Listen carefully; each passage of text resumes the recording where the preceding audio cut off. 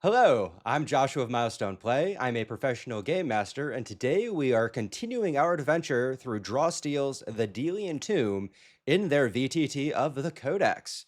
Last session, we left off on a cliffhanger as our heroes managed to track down what they had surmised to be a werewolf and were correct. They managed to save a shepherd from being infected by this beast, but did not manage to slay the beast. It escaped away from them, the entire party having really moved up to the northern end of the lair. And then as they slowly moved back south, the enlarged, fully transformed from the hybrid to a massive wolf simply outpaced them. So as you hear the footfalls, the splashing of super chilled water from that kind of primordial stream running through, you hear the shriek and the whimper of the man that you have successfully saved as our werewolf escapes into the day. As we have ended our combat, multiple of you are pretty well damaged. You may spend recoveries freely to get your stamina back up. And then, as a reminder, despite the werewolf getting away, you lot managed to completely protect the man that the werewolf was trying to infect. And so, despite the werewolf getting away, you did earn yourself a victory for your heroics there. So, as you lot deal with any of your lost stamina on your own, the story is available for all of you to choose what to do. Are you more concerned with dealing with the man that you've saved, or is any time spent there a waste with the werewolf getting further away? What do you want to do? Immediately Chad is running straight after where this thing went, and since hearing the scream from Oleg, I got to make sure he's okay, that he didn't get sideswiped as she was trying to run off. Okay. As you move down to the south, some of your companions following after, you will see cowering on the ground, not far from the edge of the stream, in a pseudo fetal position, though, with his feet more under him than to the sides. There is sweat pouring from his bald head. He is kind of shaking as his arms are wrapped around his shoulders. Um, when you approach, you do not immediately see any blood about him, though.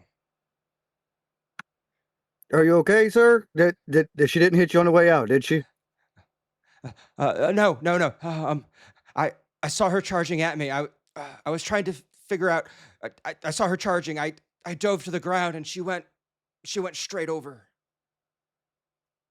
Okay, good. You didn't hear anything when she went out of the cave, did you? Your brother's out there, and it would be horrible if she got him. Uh, um, I heard a howl. That's all I heard. All right, all right. Farron, can you show us the path again? Let's follow us. So, like, there's a good path across here. That he kind of gets up and slowly, shakily follows you over to that wall, and then Jagan and Farron, going to a route that you have already taken, begins to scale across. You see where the water is coming, just emerging instantaneously from the wall with this glow of white cyan light and just rippling as it goes. There's a few moments where a boot kind of splashes into the water and he pulls it back up really quickly. He is a strong man, but he is not fully paying attention. And it takes a few moments, but you do manage to help him to the other side of the stream. I take it you lot wish to move outside of the cave? After we check on brother here. Okay.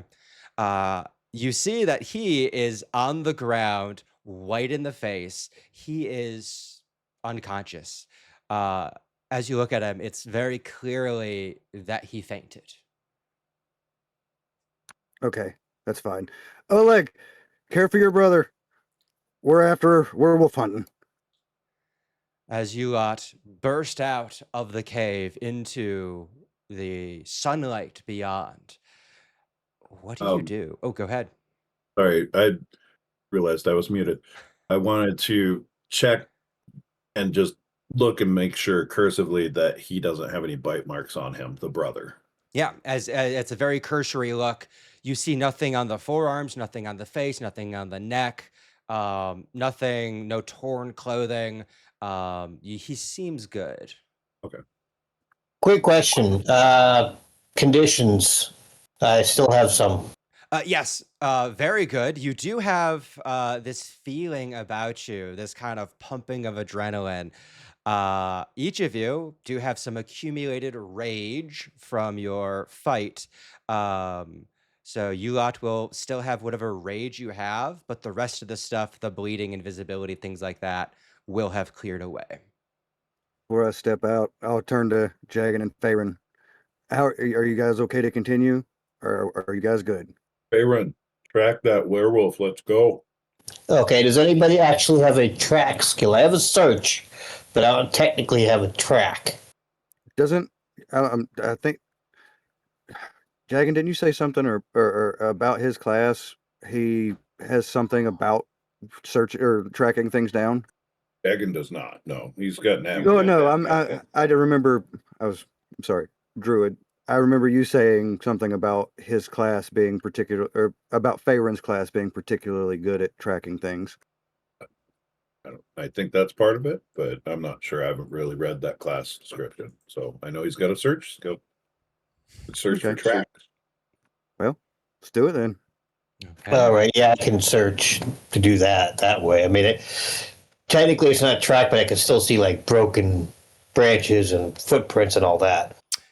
Cool. So the way I'll do this is I think when you first get out of the cave and you get to that, the areas of kind of rocks and muddy creek, riverbank, um, whether there was a giant bound across the river from the riverbank or if there's a sharp turn as the werewolf kind of, pulls a Yui to go into the wilderness further to kind of the northeast, there would be stuff that you could find on a search that would give you kind of a coordinate direction, a cardinal direction to begin. So we can definitely start this with a search, and then likely from there, we'll need to use some more either tracking or other tactics to narrow down where they are. But we can definitely start this with a search. So I'll go ahead and request a roll from Farron, and we will totally use search on this roll.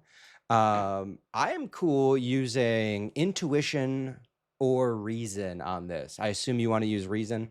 Yeah, but what am I roll? Do I just click on reason to make the roll, or okay, you got it. Yeah, I was getting that set up on my little screen. 16. That is going to be a tier 2. So on this roll, that's going to be considered a success with a consequence. So as you are attempting to find your way forward, you do see in the riverbank on the outside that there's this large hook in the soil where you can make out kind of the right hand turn that was taken. You see where a couple boulders have fallen down, and you look up above and see where they've kind of been broken free and let loose, where you have the surrounding rock showing a lot of dirt and erosion, and the place that they have come out from being a bit more of a clean and kind of crisp lines. So you do get a good directionality going a bit more east by northeast from this direction. As you have that now center to direction, trying to track down the werewolf, we continue on to other individuals of your party. You have a direction. What techniques would you like to use to try to close in on wherever this werewolf is headed? I think Jagan would kind of take some intuition, learning about like monsters and what a werewolf specifically would be running towards, like where they would be headed if they were flushed from their den, Okay. using monsters lore and intuition possibly to see which following that direction and where to go. Okay. The information I give you is going to be adjusted based off of using intuition as opposed to reason. Um, This seems to me like a little bit more of a reason of knowing about Mhm. werewolves, but you are you are more than capable of using intuition to just try and get more of an emotional feeling, but it will affect the information you get. Is that okay? Mm. I mean, we could go with reason, but that's fine. I have the monsters lore, so Yeah, and we will totally use the monsters lore. 14. Okay. That is going to be another success with a consequence. As the lot of you begin to follow Jagin's directions, you feel that based off of the agility of this creature, its ability to bounce, its ability to navigate terrain far better than you, that this thing will be attempting to go to the high ground. With that being our second success with a consequence, this is going to cost the lot of you each two of your recoveries, as kind of narratively pooling both of those consequences together. As you lot are going quick, you're going fast, as you don't know when this creature is going to stop. So, as opposed to just moving on and eventually looking for high ground, you're immediately going for high ground and having to deal with the undulations, ups and downs, which wears you down far faster than it does the werewolf. However, you lot begin to now see, as you are doing this, evidence, areas where there is branches that have been snapped, as the larger mixed hybrid of the werewolf, having taken that fully large wolf form, has barreled through some of this space. And so while it's degrading on your health, you know you're on the right trail. You know that you lot are in a far hardier physical condition in terms of the fact that that thing was heavily gutted.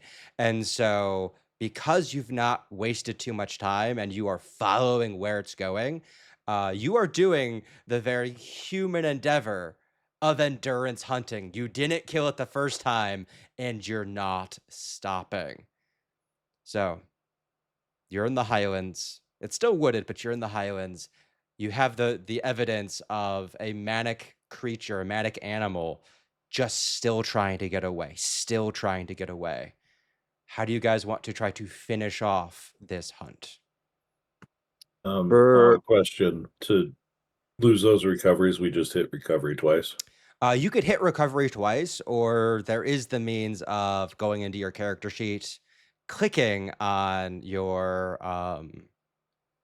recoveries and deleting them. I will say, Oh, because you're losing them and not spending them, um, you were at 29, and so losing yeah, these I'll wouldn't take that. Yeah. technically. Yeah. So that is such a nitpicky thing from me of like, well, technically it's 1 point. But yeah, that's the deficit of just clicking recoveries to get rid of them as a consequence is if you do need 1 or 2 points, it will give you those points. So that's a codex feature that gets in the way in this case. Also, if you're fully at stamina, then you can't spend it that way either. Oh, cool, cool. Well, we have learned both sides. So yeah, whenever I say, "Oh, this will cost you recoveries," you'll probably have to fully go into your character sheet. Or actually right next to where it says recoveries, uh whether it's a 2, a 4, whatever it is, you can actually just click on that, delete or just change the number with your keyboard. Turns out last session when I was like, "Oh, I don't know how to spend some of the werewolf's malice because there's not a button for it." It's a really small number, but turns out you could just click on that tiny number and then use the keypad to change it. I just wasn't as accurate with my mouse as I could have been. I think I talked to you guys in the Discord about that earlier, but so it's on the recording. You can just change the malice. You just have to be very accurate with your mouse. Um, but that's all an aside to how you guys are tracking down this the end of this werewolf hunt. Chad, you were going to say something. I was as we feel like we're getting closer, closing in on this the high area where we believe it's going to be. I'm going to focus on my alertness skill. Something like this, a very wounded animal. There's going to be lots of sounds, panting, possibly, blood splatter around. I feel like alertness is going to help us pinpoint where it's at. I very much like that. So we will use alertness, and as you are using your senses, intuition seems like a good one to use for this. Oh no, but okay. Um, just as this popped up, I just noticed that at the top of it, there's some boxes. One, skilled, but below it, I have high senses and cultural lore benefit. I don't know what that is. That's not, it has nothing to do with it, but high senses is, I'm not sure if that's a thing I have. Yeah, let's go ahead and just take a quick look at that. So that is likely from your high elven ancestry. And we will look at high senses. That is an ability that you have. You spent 1 point on it. Your senses are especially keen and perceptive. You gain an edge on tests made to notice threats. And I would say this totally applies. So you do have an edge on this test. Oh, nice. Woohoo. Oh man. Uh, Wait, we got a hero token. Can I use that, guys? uh, Do it. so before you use the hero token, and I entreat you, if you want to, totally do it. Is that +3 including the +2 from the edge? Yeah, because I've got a -1 intuition. Okay, cool. Just want to make sure that was fully where it needed to be. So yeah, sounds like people are cool with you using a hero token. All right, you want to send it to me once more? I can give you a reroll. It's very important for game masters and directors to play the game. God, I find it very important, and I haven't done this, but to be a player on the Codex because I don't know what you lot see. So at some point, I should probably get someone else to make a game just so I can like experience this as a player. Not as a full session, but just like, oh, click on all the buttons and see what it looks like from your side. Yeah, that hero token got you another tier 1. I don't know if you can spend an additional hero token to roll again. I think it's just the one reroll with the hero token. Just the one reroll. Well, that is unfortunate. So with a tier 1, you lot are in the vicinity. You lot have actually gotten so close that this creature is nearby. And as opposed to this being, oh, you missed them, we are going to be jumping into combat as we draw steel. As opposed to you tracking down the werewolf will be bursting from over top and will automatically be gaining the initiative as they have failed to run away from you, but they will take the opening to try to kill you before you lot can get any surprise upon them. So we will go to our battle map. So as we enter into the valley, the werewolf tears through from some of the underbrush and begins to fling itself out towards you. We have draw monster here on my end. That's interesting. Cool. So as this begins, you lot have gained some of your heroic resource because you do have 1 victory, so you've started with that. But as we begin, I have my singular werewolf. I have 5 malice, 1 from your heroic resource, 1 from round 1 starting, and 3 because there are 3 of you. And I think she is just going to go for brutal murder. So we will start off with a wall leap. As she is going to jump down, hit some of the cliff down below, and then spring forward. And she is going to spring at Chad, since you were the one trying to track down where she was. And she has taken 4 damage and fallen prone because of how I designed the map's elevation level. I don't like that. Should she not still be a large creature? No, that went away at the end of the last battle. Okay. So if I want to do that, I have to activate that again. So I do get a melee free strike on Chad, despite putting myself prone somehow. This just feels bad. And then Farron, you hit me with the reaction. Farron, what does this moment look like as you rebuttal my attack on Chad?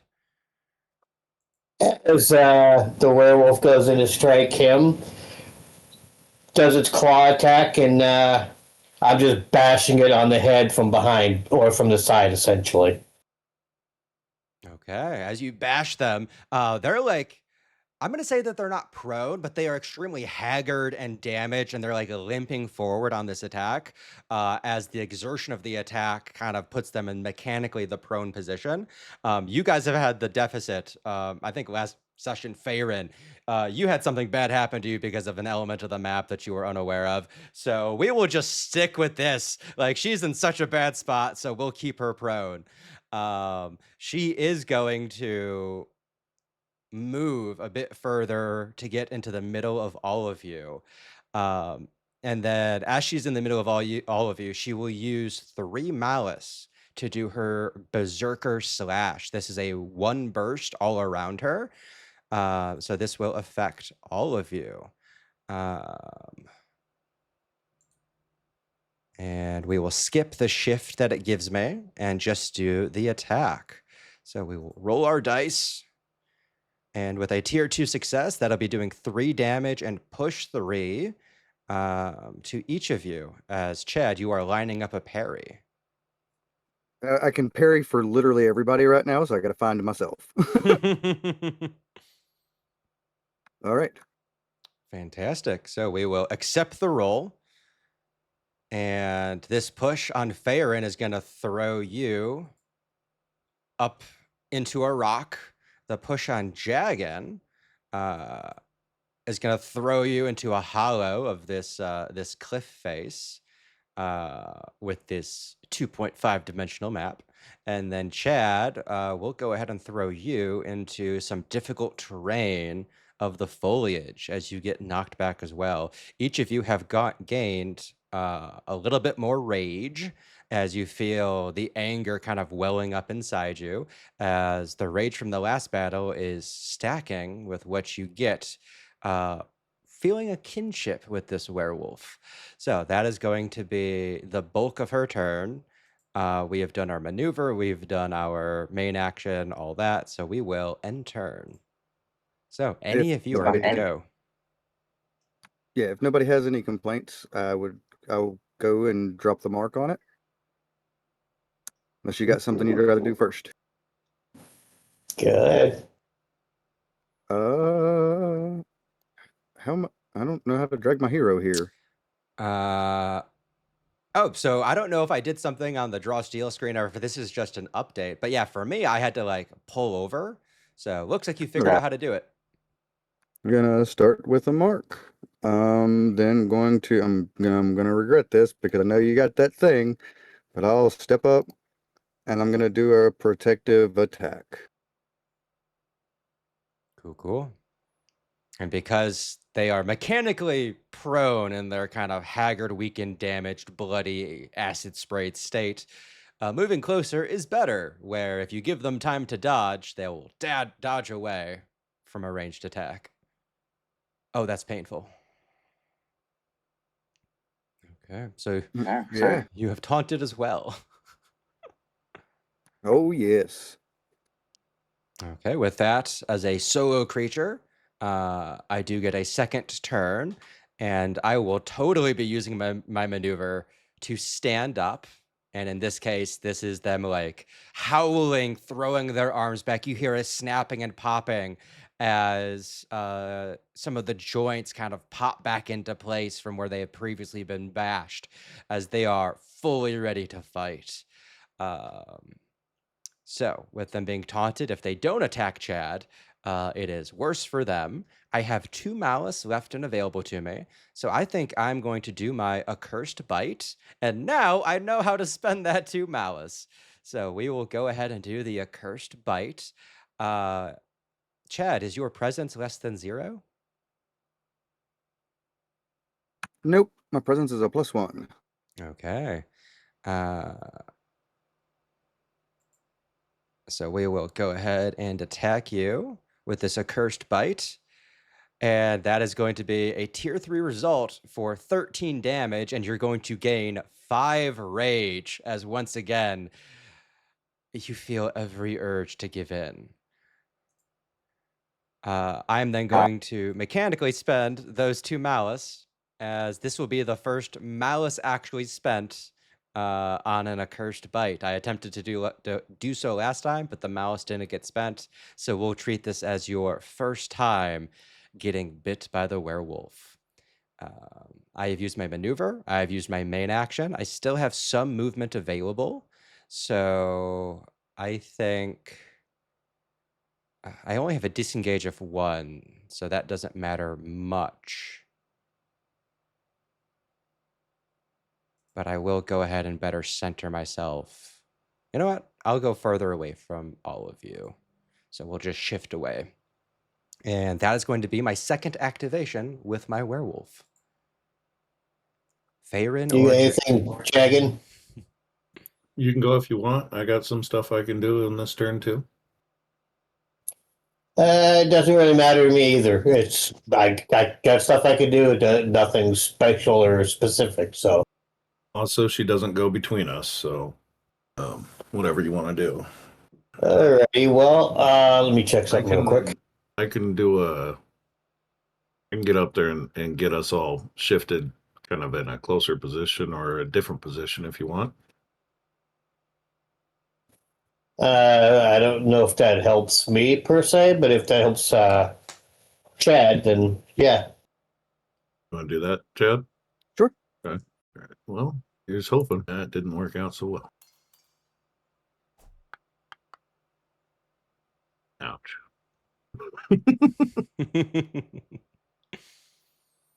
Okay. Well, come up here and we'll go ahead and use a recovery if you need to. And then we'll do Lightfall. Give her some holy damage. I don't like that. That means I can't use some of my malice abilities.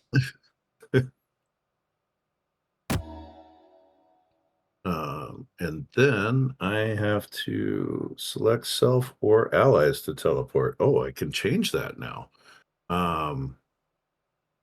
Chad, would you like to be up next to her again, or would you like to stay where you're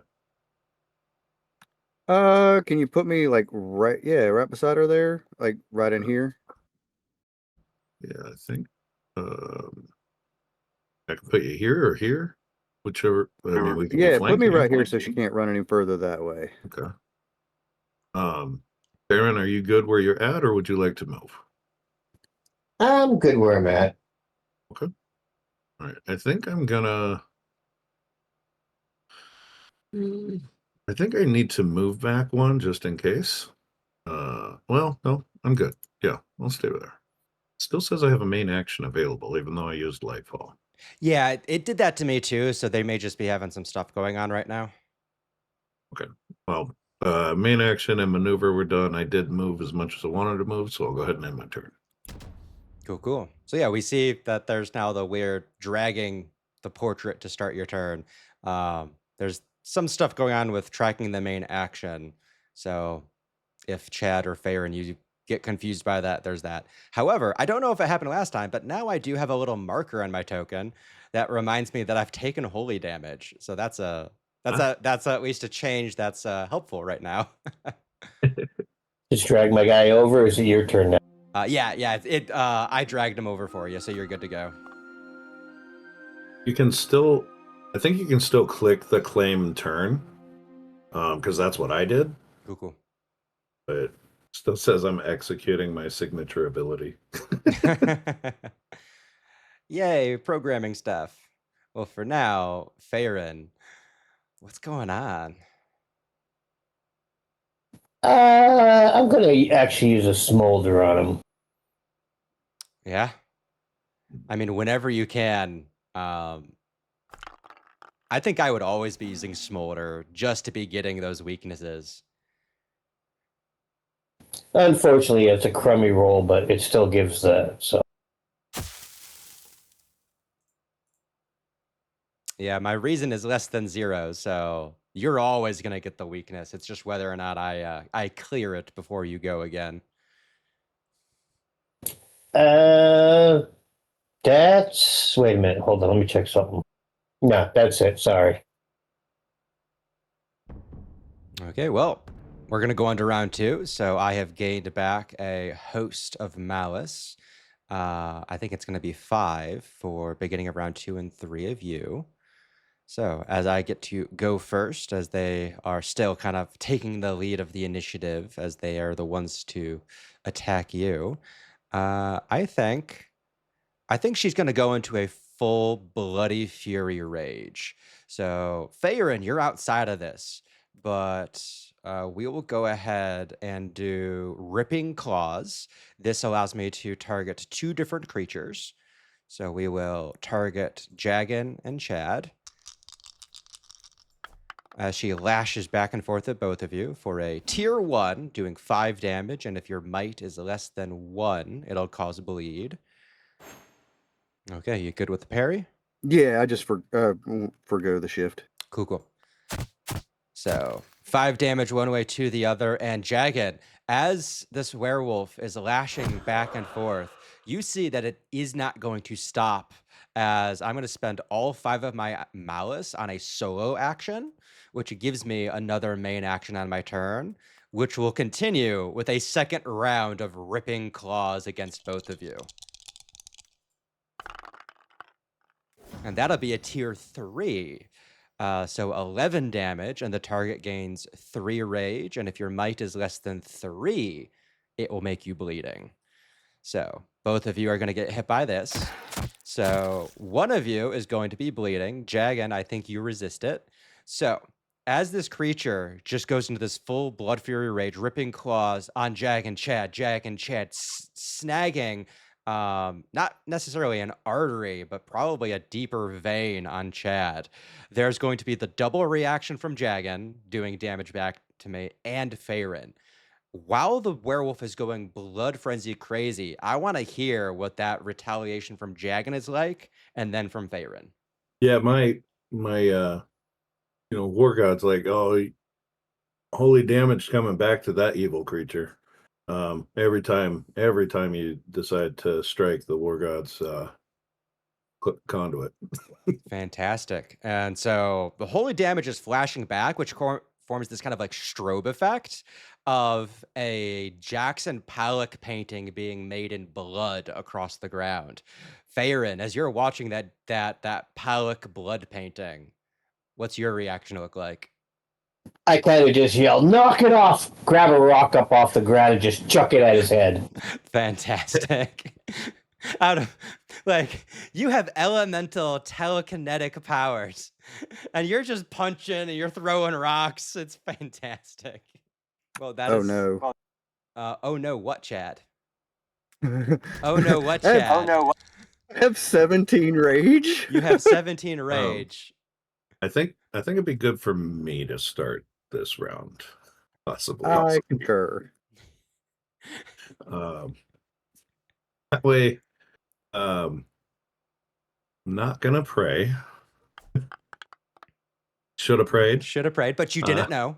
You didn't know.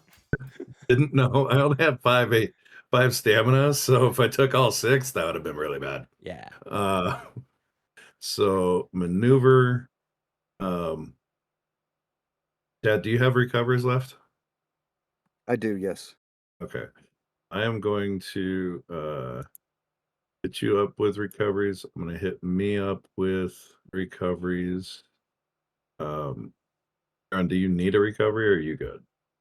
For now, I'm good. I've got 1 that I can use, so I'd rather wait until I have to use it. I can also end the bleeding for Chad, but I'm going to hit up. Probably going to hit both those recoveries just because I need them.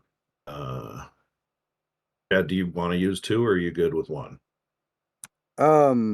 If it doesn't take away from your 2, because when I go, I'm going to hit you. Not by choice, but well, you're in the. It's hit the closest creature, right? Yep. Oh, okay. Which could be the werewolf.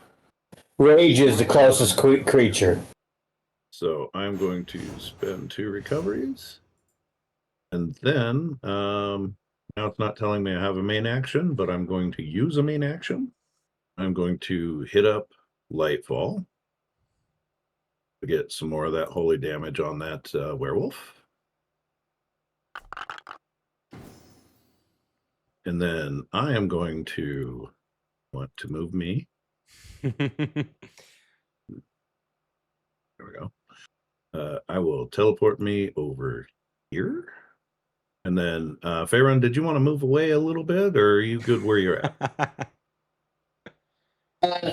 Actually, for me, you can move me up north a little, like a square or two. That's fine. I can't move you north. I can move you south. I don't want to get closer to. I don't want to get closer to you guys with a lot of rage. It just doesn't sound like a good idea. You So have if rage? that's no, I'm saying I don't want to get closer to you guys with both having a lot of rage. So I'd rather just stay where I'm at then. Okay. I only have 7, but if you have more than that, then yeah, you can stay where you're at. I have 3. And then I will, unless Chad wants to move, but I think you're going to stay there, right? Yep. Okay. In that case, that will be. Oh wait, I still have my move. Run away! Yes. Move is going to go. Please run deeper into the gully where I can bounce off the walls back and forth. Yes. Do it. Yes, that's probably a bad idea. Yes, run further away from your friends where I can solo you. Do it. Do it. Yeah. You can get over to me, I guess. I will encourage you to do anything you want to do and make it sound like a bad idea. Well, I'm just trying to remember what the movement speed of that werewolf is, and I think it's something like 5, but I'm just gonna move right there. We'll see what happens, because I have a pretty good stability. All right. I will end that turn there. Okay. With that, I will activate my second turn of a werewolf. And with the whole like, wait, isn't it the closest creature as Chad is foaming at the mouth? Immediately, my creature is going to be doing a wall jump.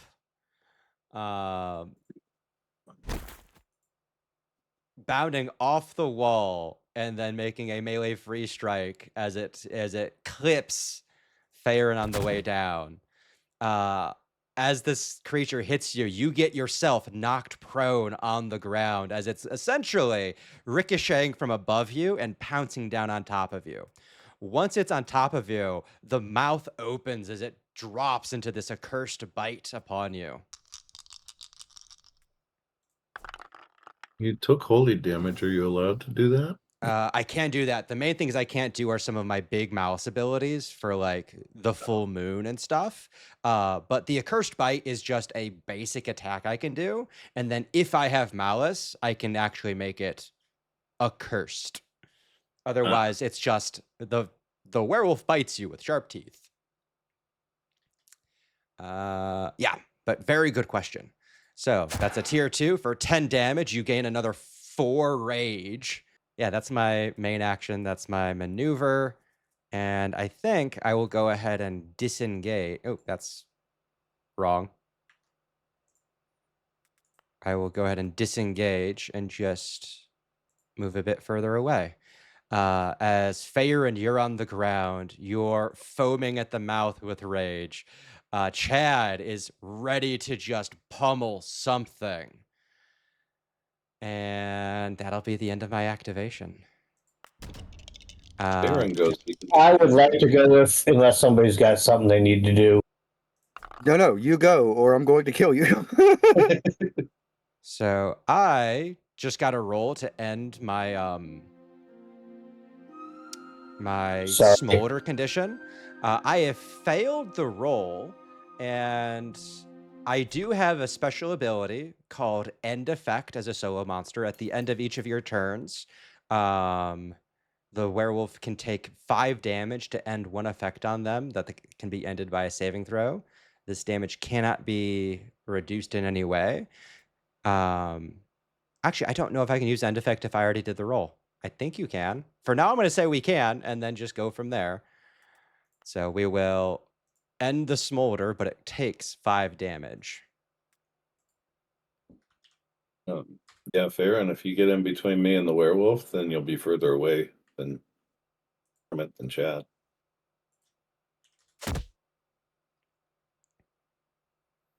Oh, you can get behind the werewolf.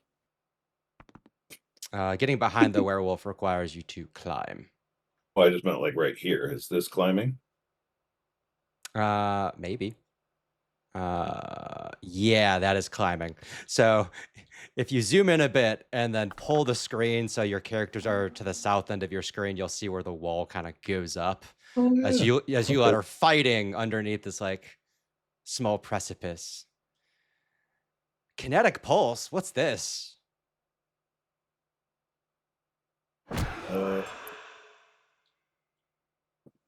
Wait, ain't you supposed to get on that?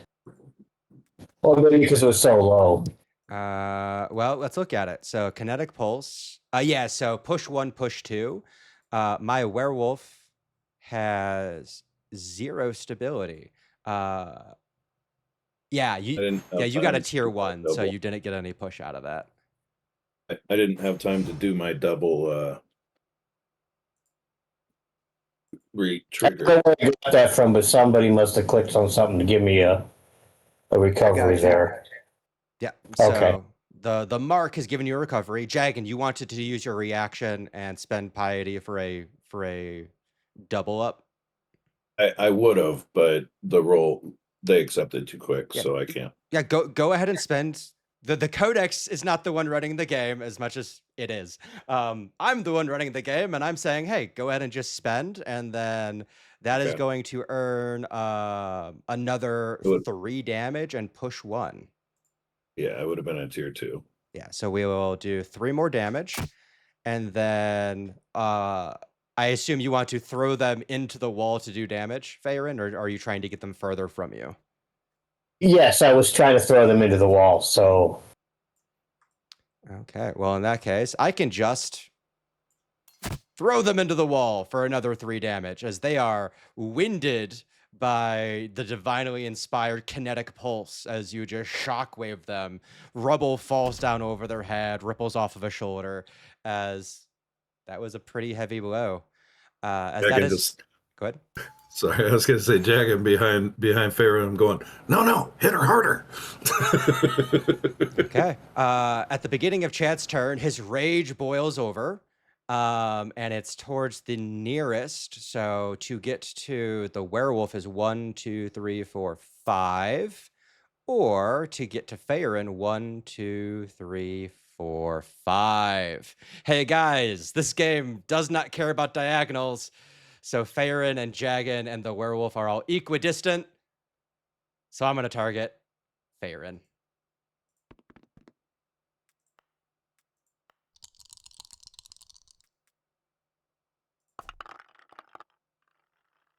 That is a 9. Hey, Jagan, you've already used your trigger, but I'll give you another if you want to use that word of guidance. No, we're good. So, Chad, at the start of your turn, you see just the movement, the pulse, the rubble, the clouds fill the air from fighting in this tight quarters. You rush in and you swing, and as the blade is coming down, it's only like within the last, 15 degrees arc of your attack. Do you note that it's Faerun you're attacking and not the werewolf? Oh no. It's also good to call out that that attack also gives rage to the target of the attack. But you may take your turn as normal now. Absolutely. Now that I've hit Faerun, I'm gonna tell him and Jagan to hit the werewolf. Oh wait, why didn't it let me? Okay, well I'm gonna spend 5 focus and also target Jagan. For both of you can use a signature ability on the werewolf. Even if you don't have a trigger coming up telling you to do it, just do so now. Signature ability? Yes, sir, a signature ability. Oh. Guess what's a signature ability? Lightfall.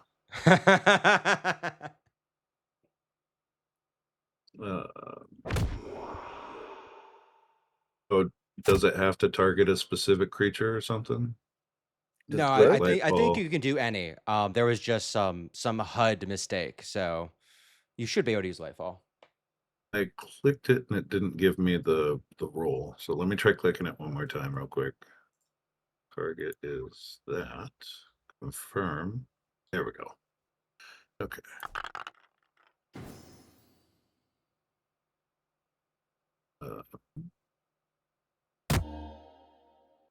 Do either of you want to move? Yes, please. Yeah, kind of on the other side of you or behind Chad or something like that. I can Oh, put you over here.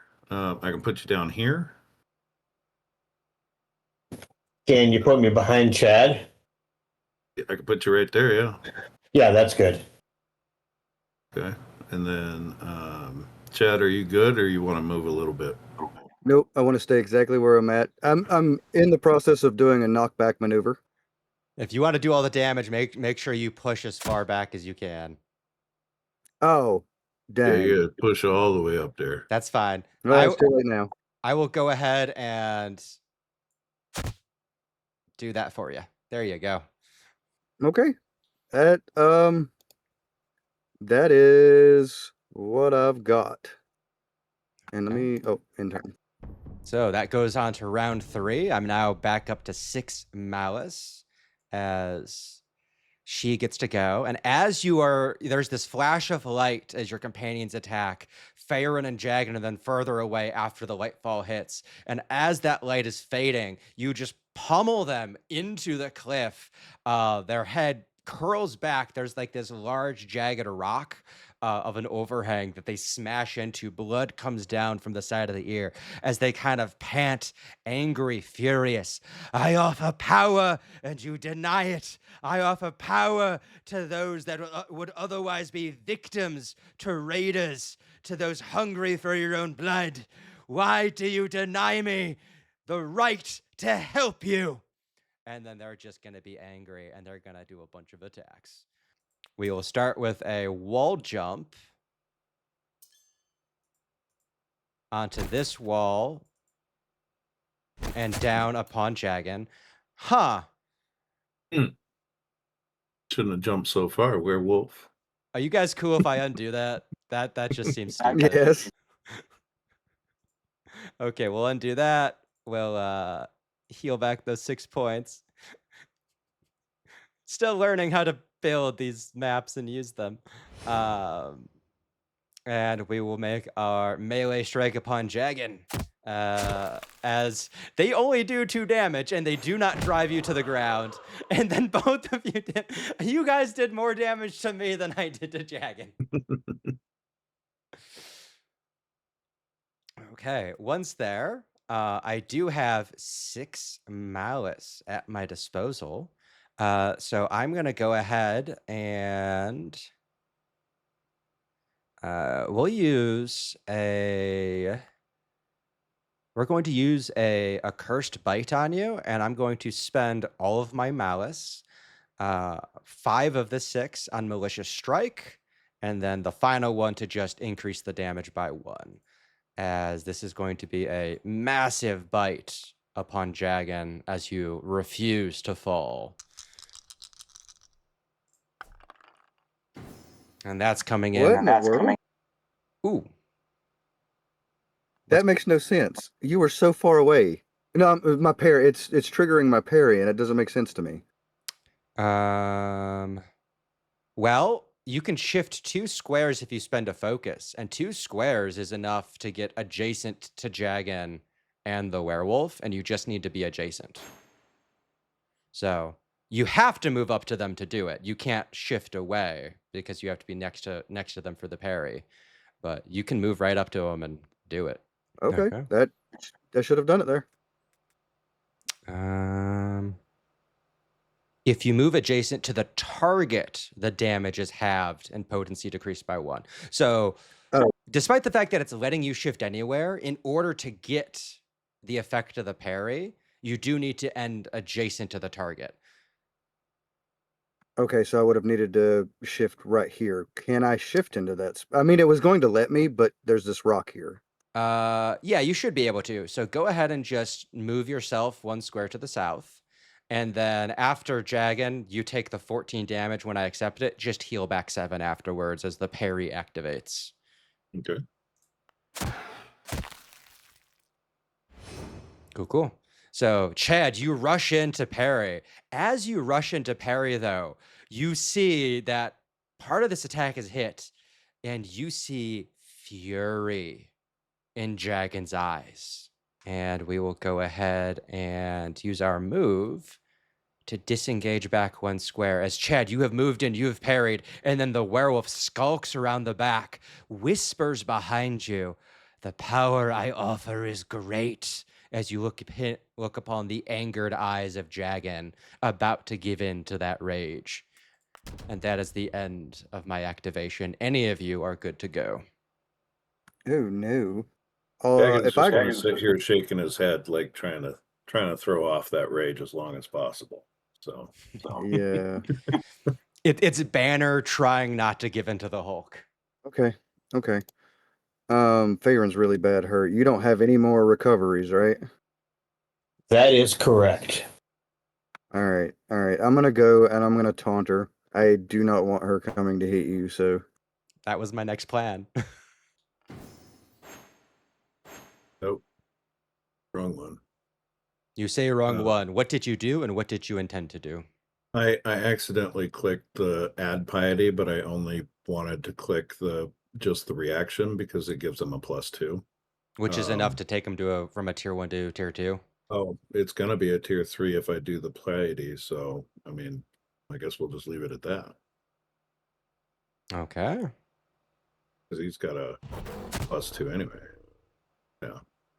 Okay. With that, Chad, as you see the rage welling up in Jagan's head, he is shaking. He is trying to keep it together. You see how horribly damaged Faerin is as she is whispering about the power that she offers and her frustration that you will not accept the power she offers to help fight back those that seek to raid the village of Broadhurst.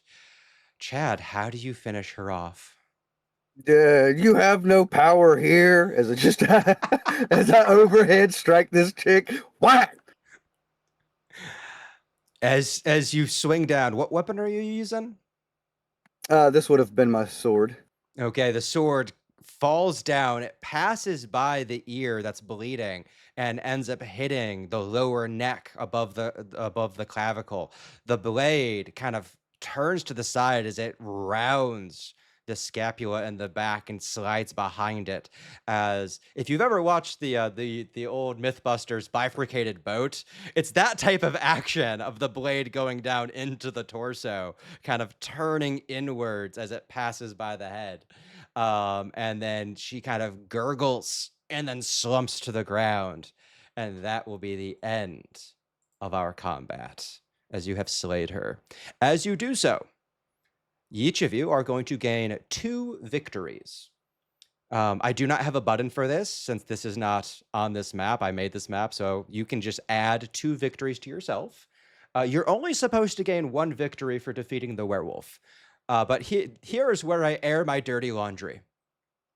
That werewolf was on the map. I thought I had spawned that werewolf for your party, but I think it was just on the map already. That werewolf that you fought last time was for 5 adventurers and not 3.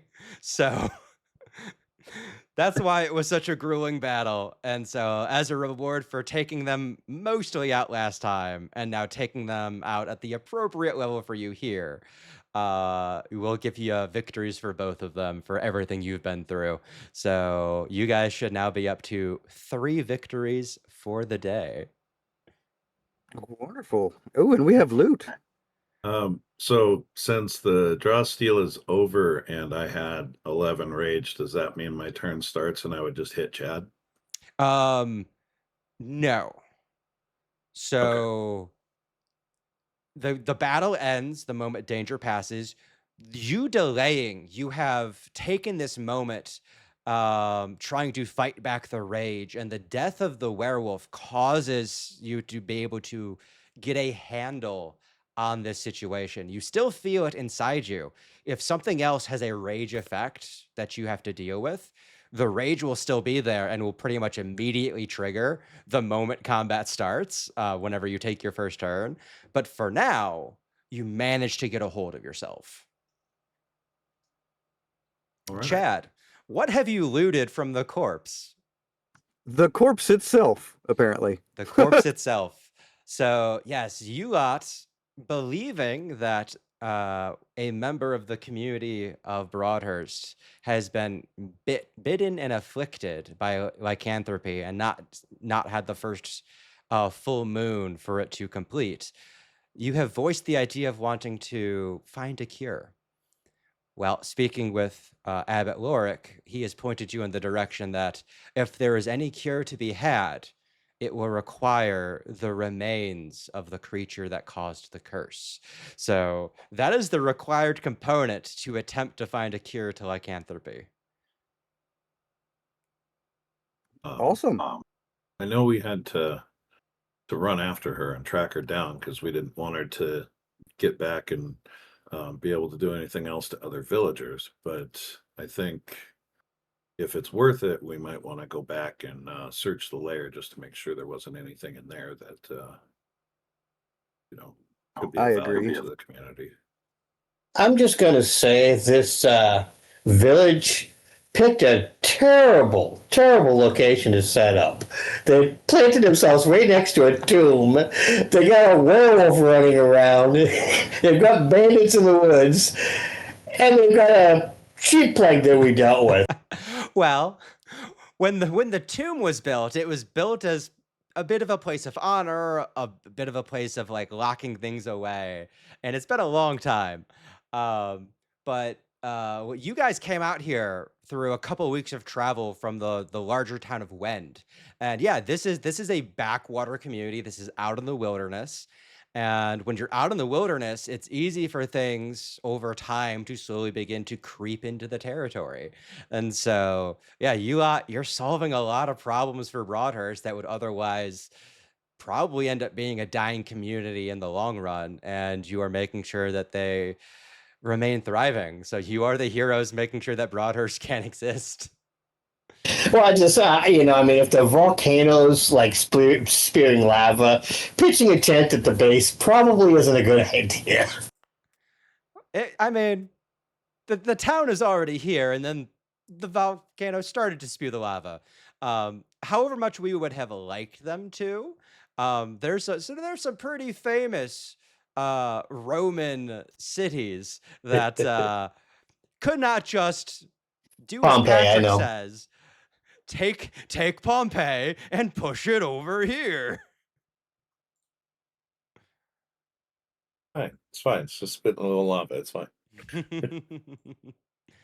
I'm going to go ahead and move you guys back to the overworld map, just so you have the overworld map at your disposal. So you lot can easily make your way back to the werewolf's den. With this, I would like everybody to just make a power roll for me.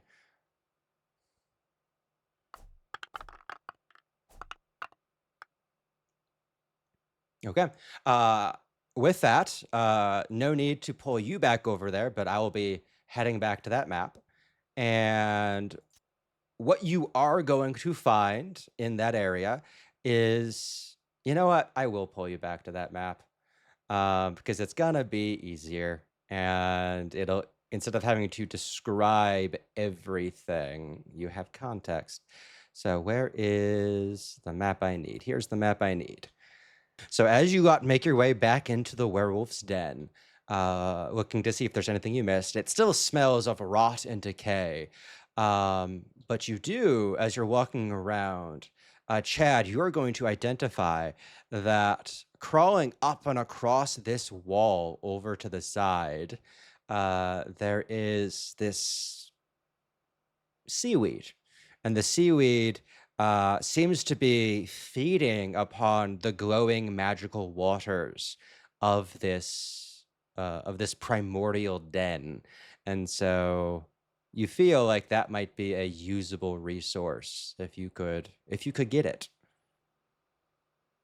I knew it. I saw that in the map last time. I was like, I don't think that's for show.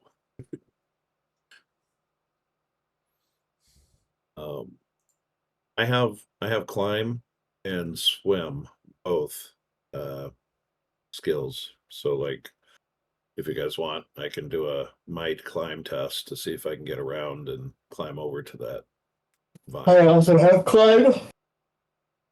Excuse me. Sorry. Y'all go for it. I did not take climb. I took jump instead, and I am not jumping across that. I mean, I was in that water. It's not I- that deep. I have a question, Josh. We have essentially a hodgepodge of a toolkit with us, our gear, if you will. Yeah, basic gear. What are you wondering if you have? Would we potentially have an empty flask to use? Yeah, totally. I would like to take a sample of the water then. Cool. I mean, strange, weird, glowing water. Not your everyday thing. Yeah, no worries. As you stick your hand in the pool to take water, you will take 1 point of cold damage. So I will go ahead and damage you. But you do gain a sample. As you stick your hand in, collecting the sample, you are already very low in stamina. The vial frosts over immediately. And then your brain goes to, oh, well, maybe I shouldn't just run out across the water. Okay, it's a good way to give these other guys a warning. Yep. And that said, I will wrap that vial up so that it's not like touching, stuff that I might need later, Cool. and then store it so that it's protected and not hurting anybody. Cool. And the 1 point of cold damage is less than the amount of damage for every square you move through. So while it's not your intended purpose of taking a vial, that is a very good example of, maybe climbing around the sides. You could do it. Chad's idea of like, yeah, I'm not going to just try and jump across. That seems like a bad idea. And yes, Chad, if you do not manage to jump across and cling to the wall on the other side, like fully falling down, back flopping back into the pool does sound like a really bad time. It does. I forgot that pool gave me damage when I was getting out of it at the beginning of the turn. I saw damage happen, so like I didn't equate that with it. I was just like, whatever. Yeah, so that was cold damage. I'm sorry that I missed it happening. During the combat last time, I was fully aware that it did damage. And as we came back, I was once again aware, but I forgot that you were starting in it from where we ended the combat. So sorry for missing that for you. All good. So how do you guys want to attempt to get the seagrass weed? Well, if climb is a might or agility, I can do +2 on there and +2 for climb, so that would be a +4. Either way. In this case, I'm cool with it being might or agility in this instance. Yeah, I said go for it. Yeah, I'll try to get out there. So you don't have to move on the map or anything. I've just requested your climb might, and this is going to be a medium test. Neat. Can I use a hero token, guys? Absolutely. Yeah. Okay. Down to 1 hero token.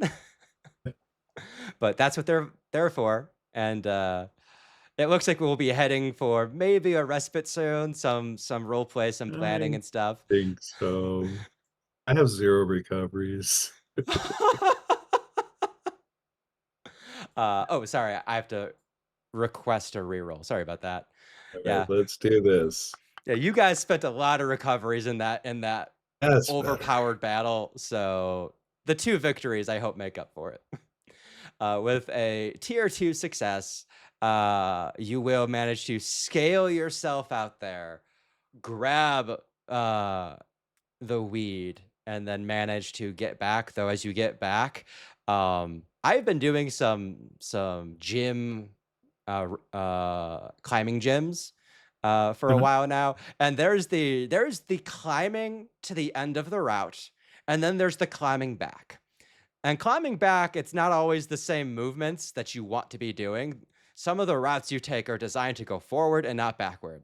And you get more tired as you go. And so there's many times that where like I've tried to fully back climb the route, and you get in the last move or two, and then you just release too early. Your arms give out. So we're going to go ahead and hit you for 3 points of damage as you splash into the water at the very end, but it's not the entire 9 damage, 12 damage, 18 damage of swimming out and swimming back.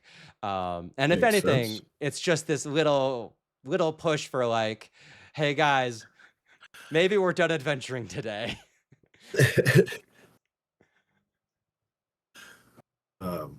Were these like lit up furs? Are they just they're like white furs, but they're lit up by the by Yeah. the light of the Yeah, stuff? they're lit up by the So light. there's nothing And special about it. yeah, there's nothing special about the furs. I'm going to take you and I'm going to teleport you out onto the wall. Ah! I have fully gotten rid of you. I tried to put you on the wall and it didn't work. I moved. Oh, sorry about Sorry. that. Yeah, I'm going to teleport you onto the wall. And with that, you should, without taking any more damage, you should be able to click on the weed and collect the seagrass. It's Cool. got it. And then I'll get you back to safety. With the power rolls I had you do earlier, you are confident that in terms of mechanical stuff, there is nothing left to find within this den. Though if there's any questions you have for your own exploration, trying to get a better understand of the situation, all of that, by all means, look around, ask questions. And when you are comfortable with the exploration of the narrative, we can move on, but there's nothing else mechanical to find here. Quick question on the water sample. Do I just add that to my inventory? Yeah, there's not an item for a water sample from here. So there might be a custom item, or you can just make a note in like on a notepad or something. Okay. I'm gonna guess these are the sheep that the brothers were looking for. No. So as I scroll in over there, I'm seeing wild boar, I'm seeing a cow, I'm seeing deer, I'm seeing Mhm. oh, there's a baby fawn. That's Mhm. sad. But there are no sheep there. As you made your way back here, both of the brothers are missing. They seem to have gathered themselves up and continued on. They may have lost some sheep to the werewolf, but you don't see enough carcasses here to be an entire flock. So likely they are off trying to gain the rest of their sheep back wherever they have scattered off to. Okay, so my only other question would have been on what were these elementals? Yeah, so they Right. have gone into elemental fairy dust and sparkled away with the river. So yeah, there's the skulls there that are still on the battle map, but there is nothing to harvest there.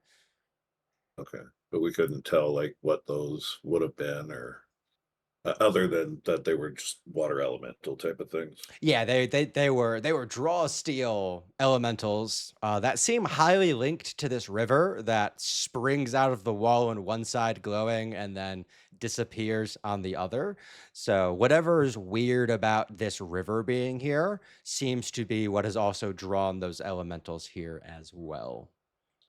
Did I already try to do a nature lore on this river to see if there was anything I could find out about it? I believe you lot did. I believe you lot have tried to identify. It is not natural. It is something that is extra planar. Okay. Those are all the questions I had for this area. Farron, are there anything that you want to bring up about your concerns here? No, just I was trying to see if there was a way to add something that could work, but when I did, it just disappeared. So no questions. Cool. Yeah, just make a note on a piece of paper to the side. We'll remember, or we won't. Either way, I'll trust you. The only thing I'm concerned about is going to sleep. Get hurt. Uh-huh. Okay. Well, in that case, I will pull us back to the Broadhurst map, and we will see where we go from there. As you clear out of the werewolf's den, you can easily follow the river Dun backwards up towards the bridge and cross back over into the village of Broadhurst. What do you wish to do on your return? At this point, it's probably afternoon, 2-3 p.m. We probably should stop by, tell the carpenter that we took care of his werewolf problem. Let him know that it was a werewolf too. We should probably also take that werewolf body up to the cleric guy. Abbot. What is it? Yeah. Yeah, well, we can do that as well. Yeah, I don't think he believes you about the werewolf with it draped over your shoulders, Chad.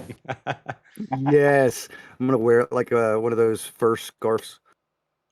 Do you want to carry it? Or you want me to carry it? You know what? It would look so much better on you. Yeah, here, you put it on. As you hoist it across your back, you guys haven't like caped the hide. You're just, it's like, throwing a toddler across your back. You're just carrying a werewolf. As you make your way back into town and just following that main road, you easily get into where the carpenter has his, his sawhorses out front, all that sort of stuff. He sees you coming at a distance as he eagerly looks in your direction. How'd it go? You left a couple of hours ago, and you seem pretty banged up. But oh, that's how it went.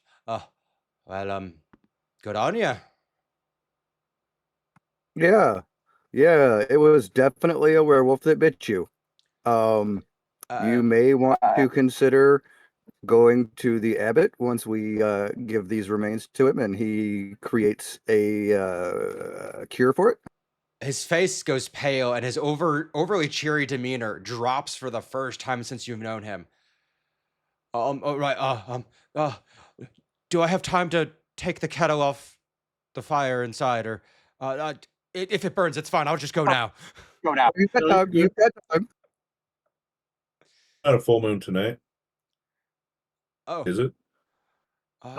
no, not yet. It's but it's getting close. Oh no. The closer it gets, you were asking me some weird questions earlier this morning. Does it have any? Oh no. Oh no. Oh crikey. Oh no. It's okay. Calm yourself. Maybe I presented it a little rough. You're good until the full moon. We'll have the abbot make a cure for you. Everything should be fine. And I'm just trying to calm him now.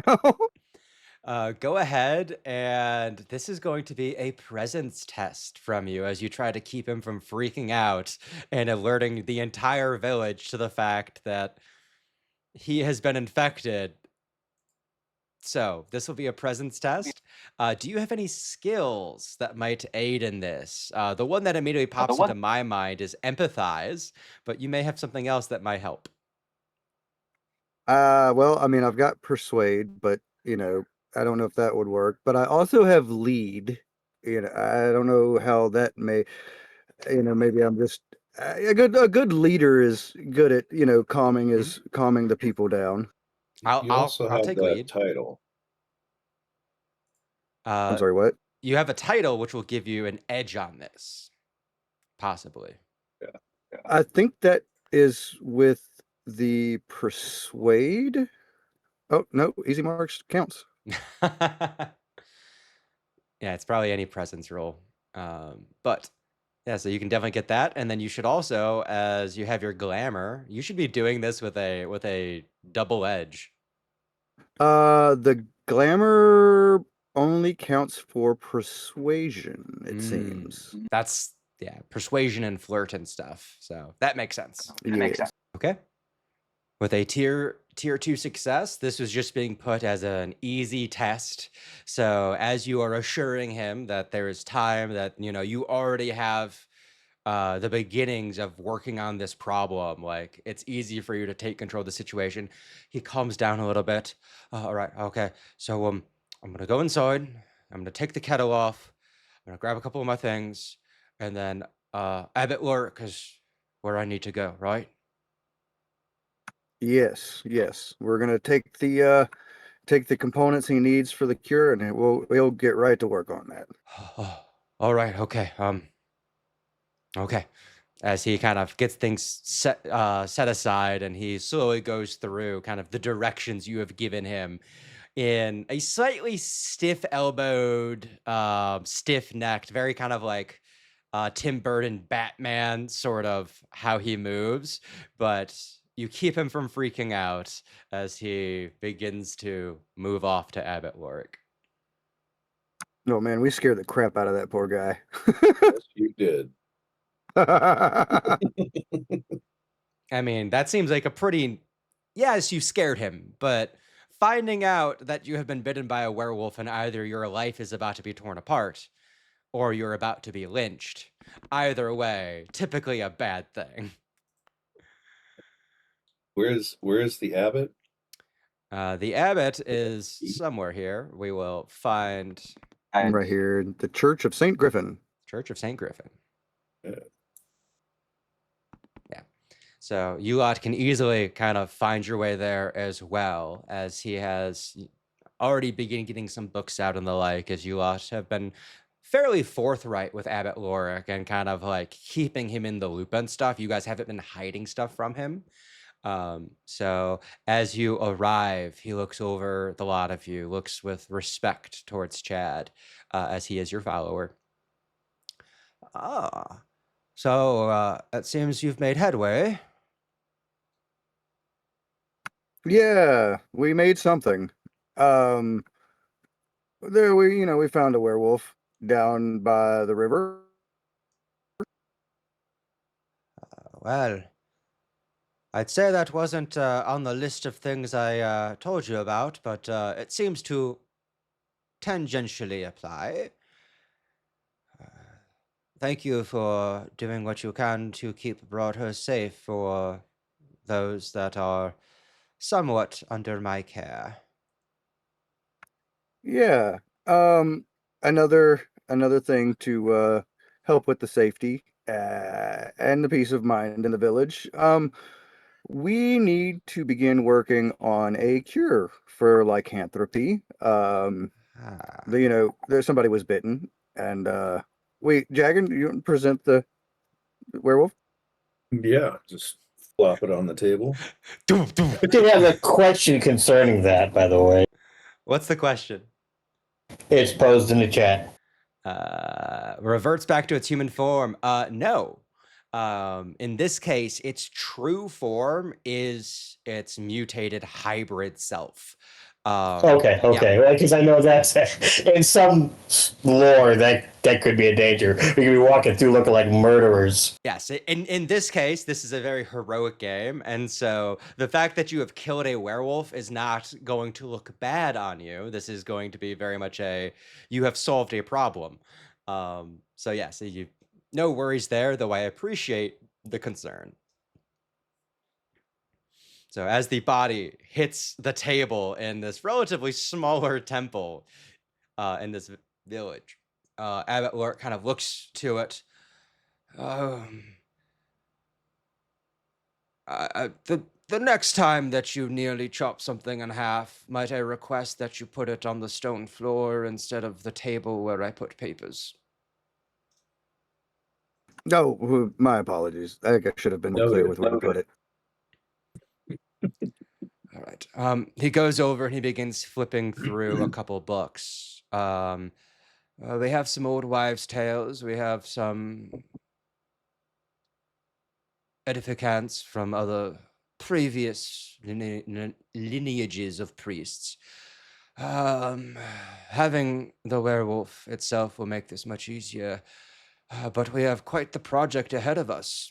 And mechanically, finding a cure, the project points required are 50 per level of creature that caused the curse.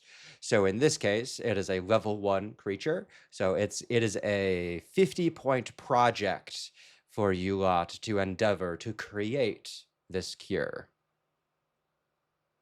As the As Abbott Laura walked over to the bookshelf, Jagan just kind of slowly picked up the werewolf and set it on the floor.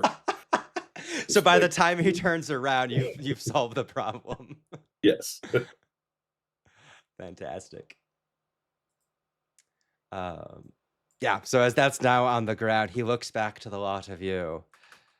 You have quite a bit of different things to keep your attention.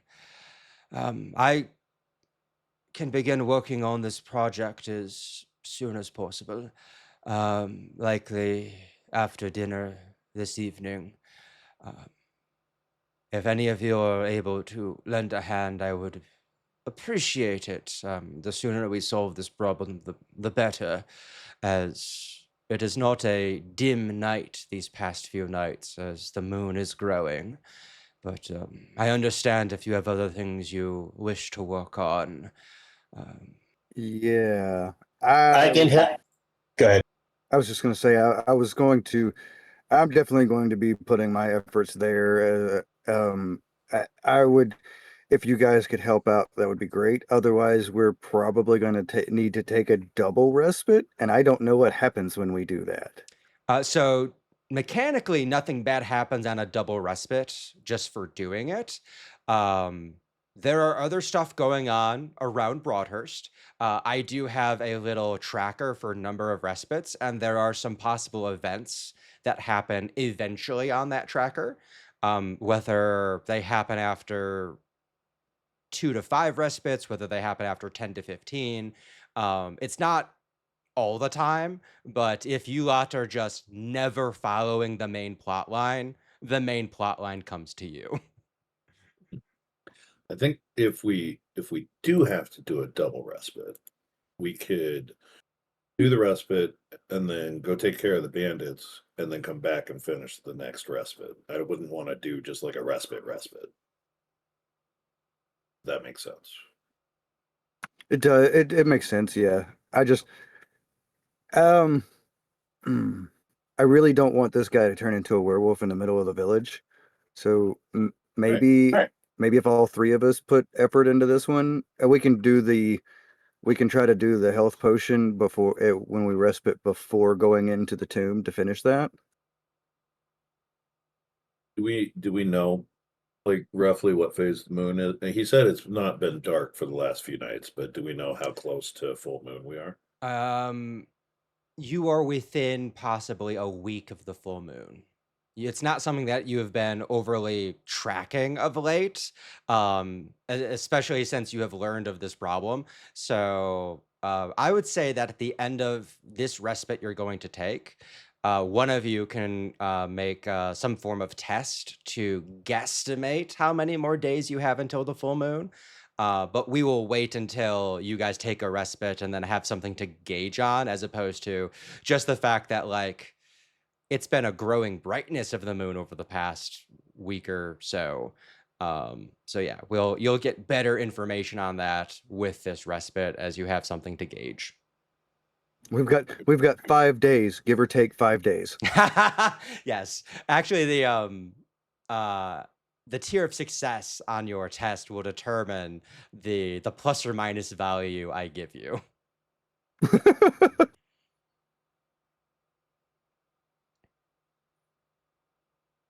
Okay.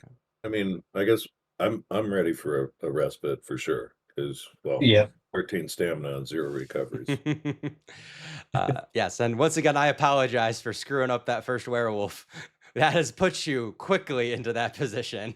So, unless anyone else wants to speak up against it, I will start the process of us taking a respite. I'm good with it. So, we will arrest all of you. And we will finish our respite. So each of you will get back all of your stamina. You'll get back all of your recoveries. All of your victories convert into XP, and that puts you out exactly at 16 XP, which puts you in a lovely position to level up. We are going to hold off on that for now. We will go through our... Josh, Yes. it actually just it auto did it. As soon as we took the respite, We all got our. I went from 30 to 36, and it shows level 2. Okay, so awesome. Thank you for the call out. The Codex automatically gives you the hit points and all that stuff, but you still have abilities you need to choose. So yeah, so we'll save the going through the builder and choosing your new abilities and stuff for later. For now, we will go ahead and take our respite in terms of having some project points to do stuff with. And then after we finish up whatever projects we want to do, and you guys you lock in the next goal you have, we'll then take the break then for you lot to be able to finish your level ups. Does that sound cool with everybody? Works for me. Works for me. Cool. So with that, for our downtime projects, I am going to give all of you a downtime roll. So you lot should have just gotten access to them. And it says rolling starts pause, so I can allow you to be making these rolls. So you lot have some projects at your disposal. We know the Find a Cure is going to take 50 points. We know that we only have, I think, 4 points left on making the healing potion, which we've discussed pushing off for a later date. Farron, you do have the ability to get your criminal contacts to look in on possibly what's going on with the old charcoal burner and how he got himself a Delian amulet of Delius. So those are some of the things that are already in the works, and you lot can kind of decide where you want to put your attention. I am good with putting my attention towards assisting with the Find a Cure thing. I don't see, if I look in downtime activities, if I did a little button, I don't see Find a Cure, like if I do a search, I can't find anything for it. Yeah, and so all of you are going to be, multiple are going to be working together, so we might just, if you want to put like a random thing in there to like use up your ability to roll, or we can just do power rolls to the side, and I'm just going to be totaling it, so that's fine as well. In this case, yeah. Cure. Yeah. Cool.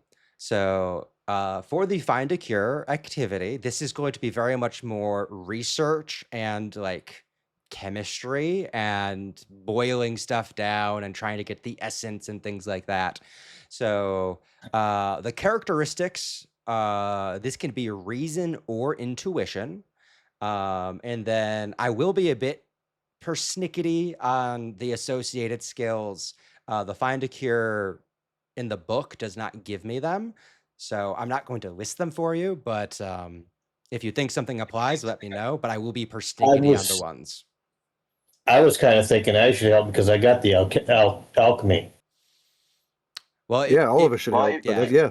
It's going to take all of you pretty much. So alchemy, I am totally cool with using. I know one of you has said you have monster lore. I'm cool using monster lore to help with this as well.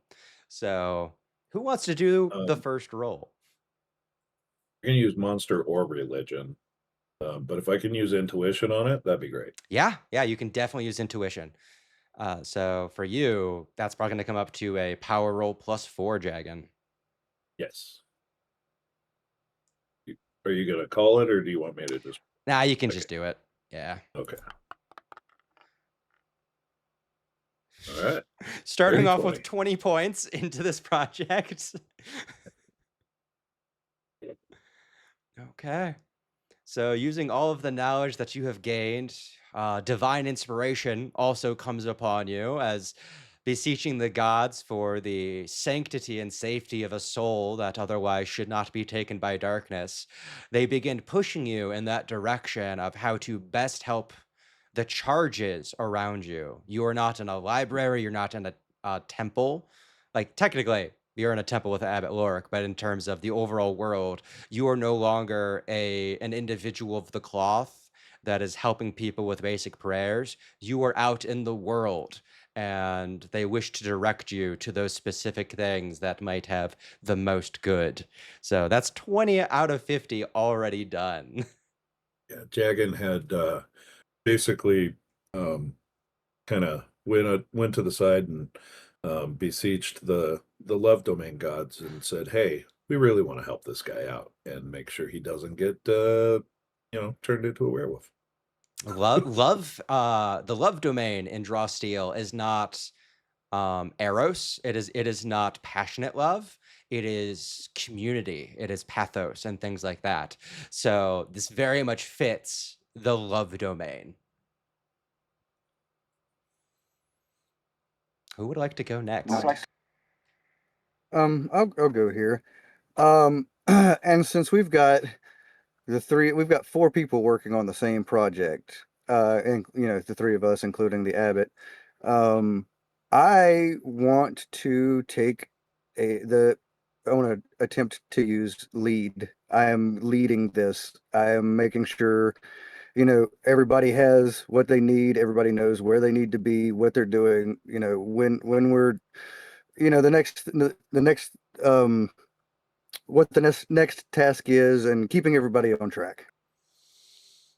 I'm gonna say no. I gave you the strategize on the research last time. I'll be persnickety and say no on a lead for this.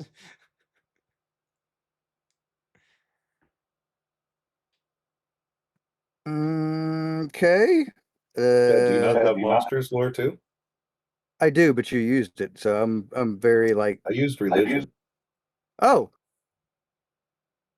So you can in use that case, monster. Yeah, totally. Yeah, I'll do a monsters thing then.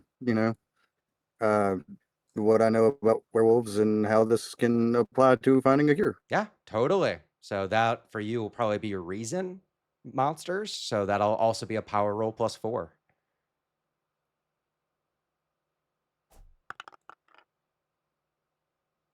And that is another 16 points put towards your goal. We're at 36 out of 50. Would you like to go with? Yeah, there's a chance you guys can do this. There's a chance that the abbot could finish it off, and then Vox could do his healing potion. Yeah, or his criminal contact. So yeah, if we want to go to the Abbot Lorik, and I believe Abbot Lorik does have some skills. He has history, magic, monsters, religion. You guys have used monsters and religion already. I don't think magic and history apply here. So in this case, it's probably just going to be a power roll +1 since he has a +1 in reason or intuition. So go ahead and do a power roll +1. What a history of what has happened previously with I'm going to say no.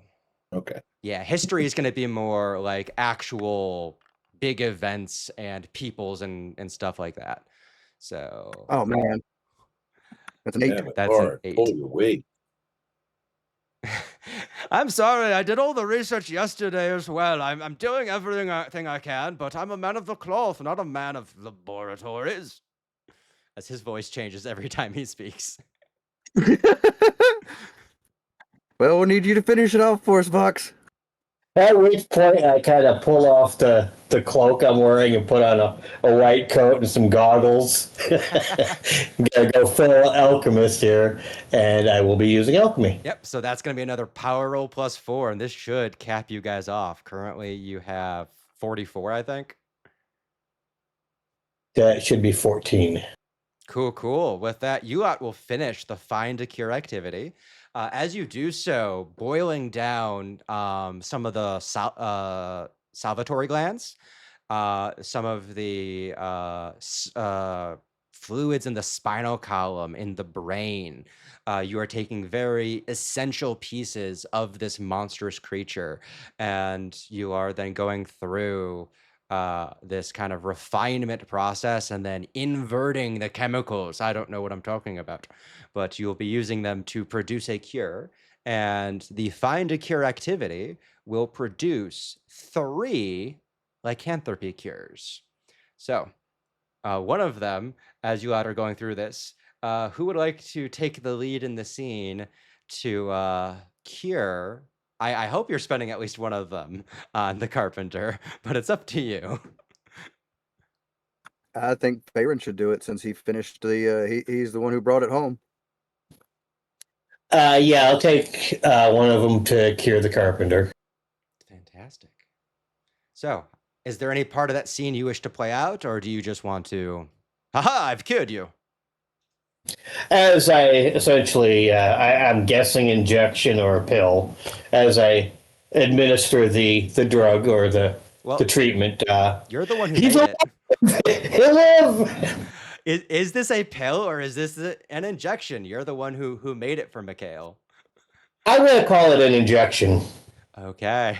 Is this Didn't mention cerebral spinal fluid.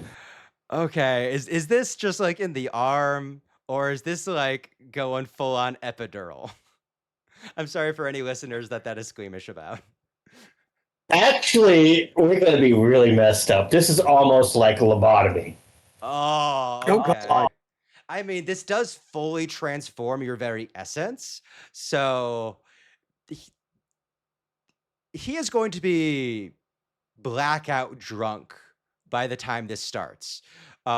This is like a 2-hour period of time where you finish it and then you are producing this like Animaniacs cartoonishly large syringe for what you're able to produce with the equipment at your disposal. And he's denying, he's going through all these phases of like, yeah, no, maybe it's okay. Like, maybe I'll enjoy Hold being down, a Dragon. werewolf. And I have Jargon hold him down. Just takes one hand and holds him. As Sorry, Jaggin, not Jargon. Thank you for self-catching. I'm thinking about making a YouTube video on mispronouncing people's character names, since I even do it. So like, I think that's a video I need to make. But I appreciate the fact that you caught yourself. Yeah. So as Jagan manages to hold him down, he's trying to talk you out of it the entire time. You know, maybe he'll enjoy not having to wear clothes and stuff like that. He's trying to find every spin on this as a solution. And to help comfort him in the process of administering this, I look like a total maniac, mad scientist. I mean, you are a talent. You are a telepath. So like, you're used to the weird and the exotic, and so this is kind of in your field house. And by the time it fully goes through, he has fully browned out in the experience. But you do manage to save Mikhail's life in doing this. So congratulations on finding a cure. After, Was there? oh, go ahead. I'm sorry. Go ahead. I was just questioning it or wondering, wasn't there somebody else we were worried about with possibly being infected, or was it just him? No one here. You were worried about Olek. You were worried about possibly yourselves, but no one else in the village were you worried about. Okay. Yeah. As you finish this up and we move on to the next morning, I recognize that Ashley still has her role. We'll get back to that. But after you have cured him, the next morning, he is back in super high spirits. He is extremely thankful. And then he disappears for 4 hours, 6 hours, 8 hours.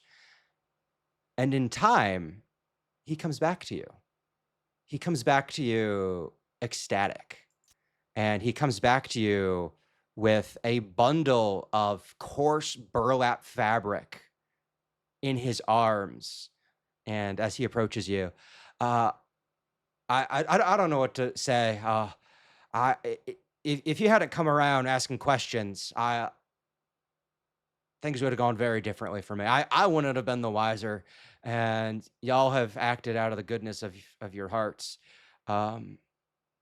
I went and spoke with some of the others in the town that owed me some favors, and well, we finished this up for you. And he kind of lays this kind of about the size of like a bundled up comforter for your bed, just like of burlap down in front of you.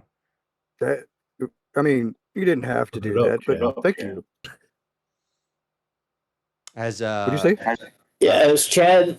Sorry, we're all stumbling. I was just gonna say, as Chad and Jagan are there trying to, we don't need we don't need reward or payment. I'm just shifting through the bag. Oh no, I was just Yeah. like, open it up, Chad. Yeah.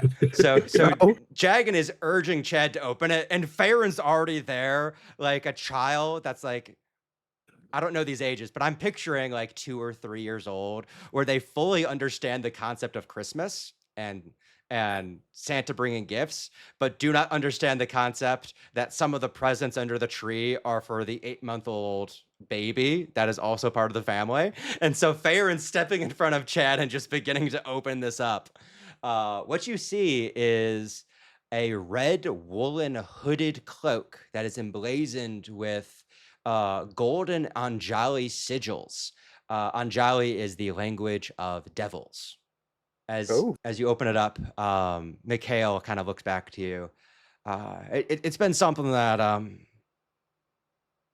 we've been working on for a while, but it takes a lot of resources. It takes a lot of time, and there's always other basic projects to do. But uh, it seemed like a good time to get this finished up and actually give it to some people that could actually use it, as opposed to just a mark of tradecraft. So figured I'd call in some favors, and I hope one of you can use it. Mikhail, where did you learn the language of the devils? Of the Uh, hells? I don't speak no devil tongue. We we got an old manuscript that we've been copying stuff out of. It looked like a real pretty design. So Jagan's gonna look at that and he knows Anjali. So what does it read? It means fire. Oh, neat. Uh, just making sure that it's not like a binding contract of anything, because No, that was a trick. it's rather simple. And as you kind of pick it up and begin to manipulate it, this is a very finely made cloak. And this is a color cloak red. While worn, a red color cloak grants you fire immunity equal to your level. So as you are now level 2, whoever wears this as a treasure is going to have fire immunity 2, which means anytime you take fire damage, you take 2 less. Additionally, when you are targeted by any effect that deals fire damage, you can use your triggered action to reduce the damage to 0. If you do so, the fire immunity granted by the cloak becomes fire weakness for the same value until the end of the next round. You can't use this triggered action again until this weakness ends. So essentially, it's just -2 fire damage. But if you want, you can just become completely immune, 0 damage to one effect.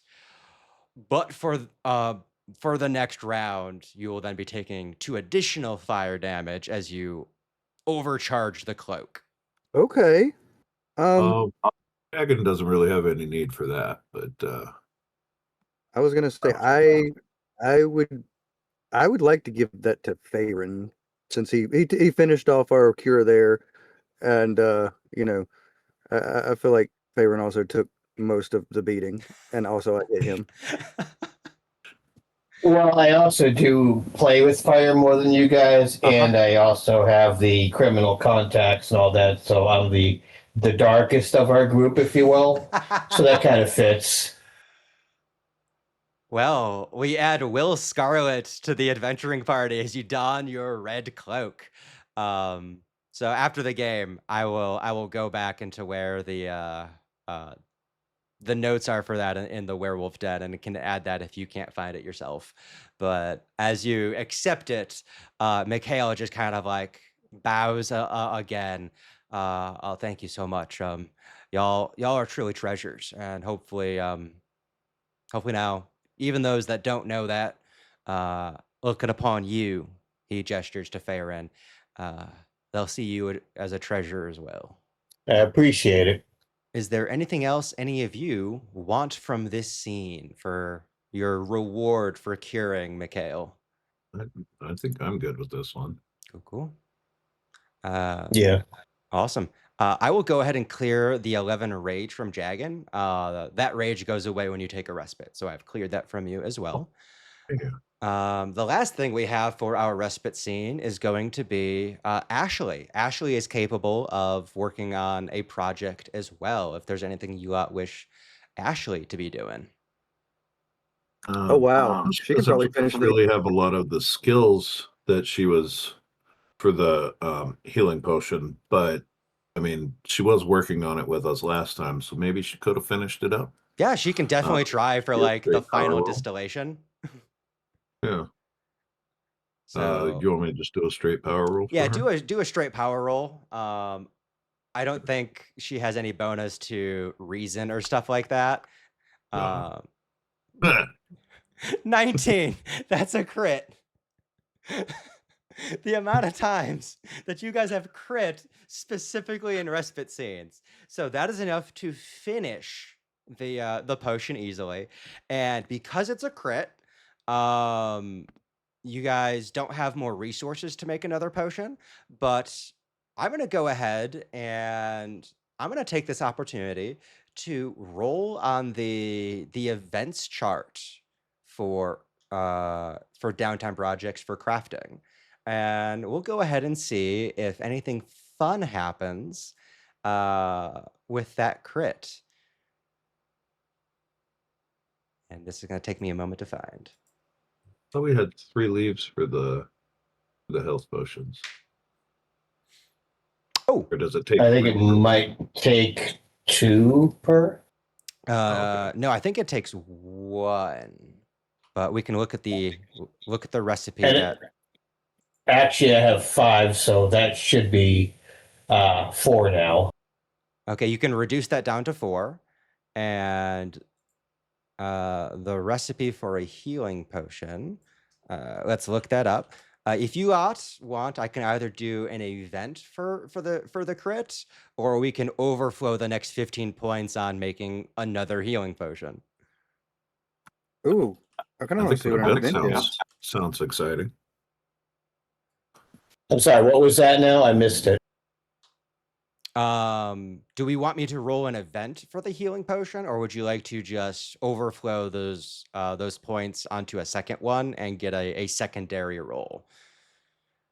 You have 2 party members saying that they are interested in just the event, or we could do event and we can continue on to making another healing potion. That sounds fun. Sure. Yeah, why not? Let's do that. Okay, so let's go ahead and find my events for crafting. Oh no. Okay, so this is Ashley doing this. I would Uh-oh.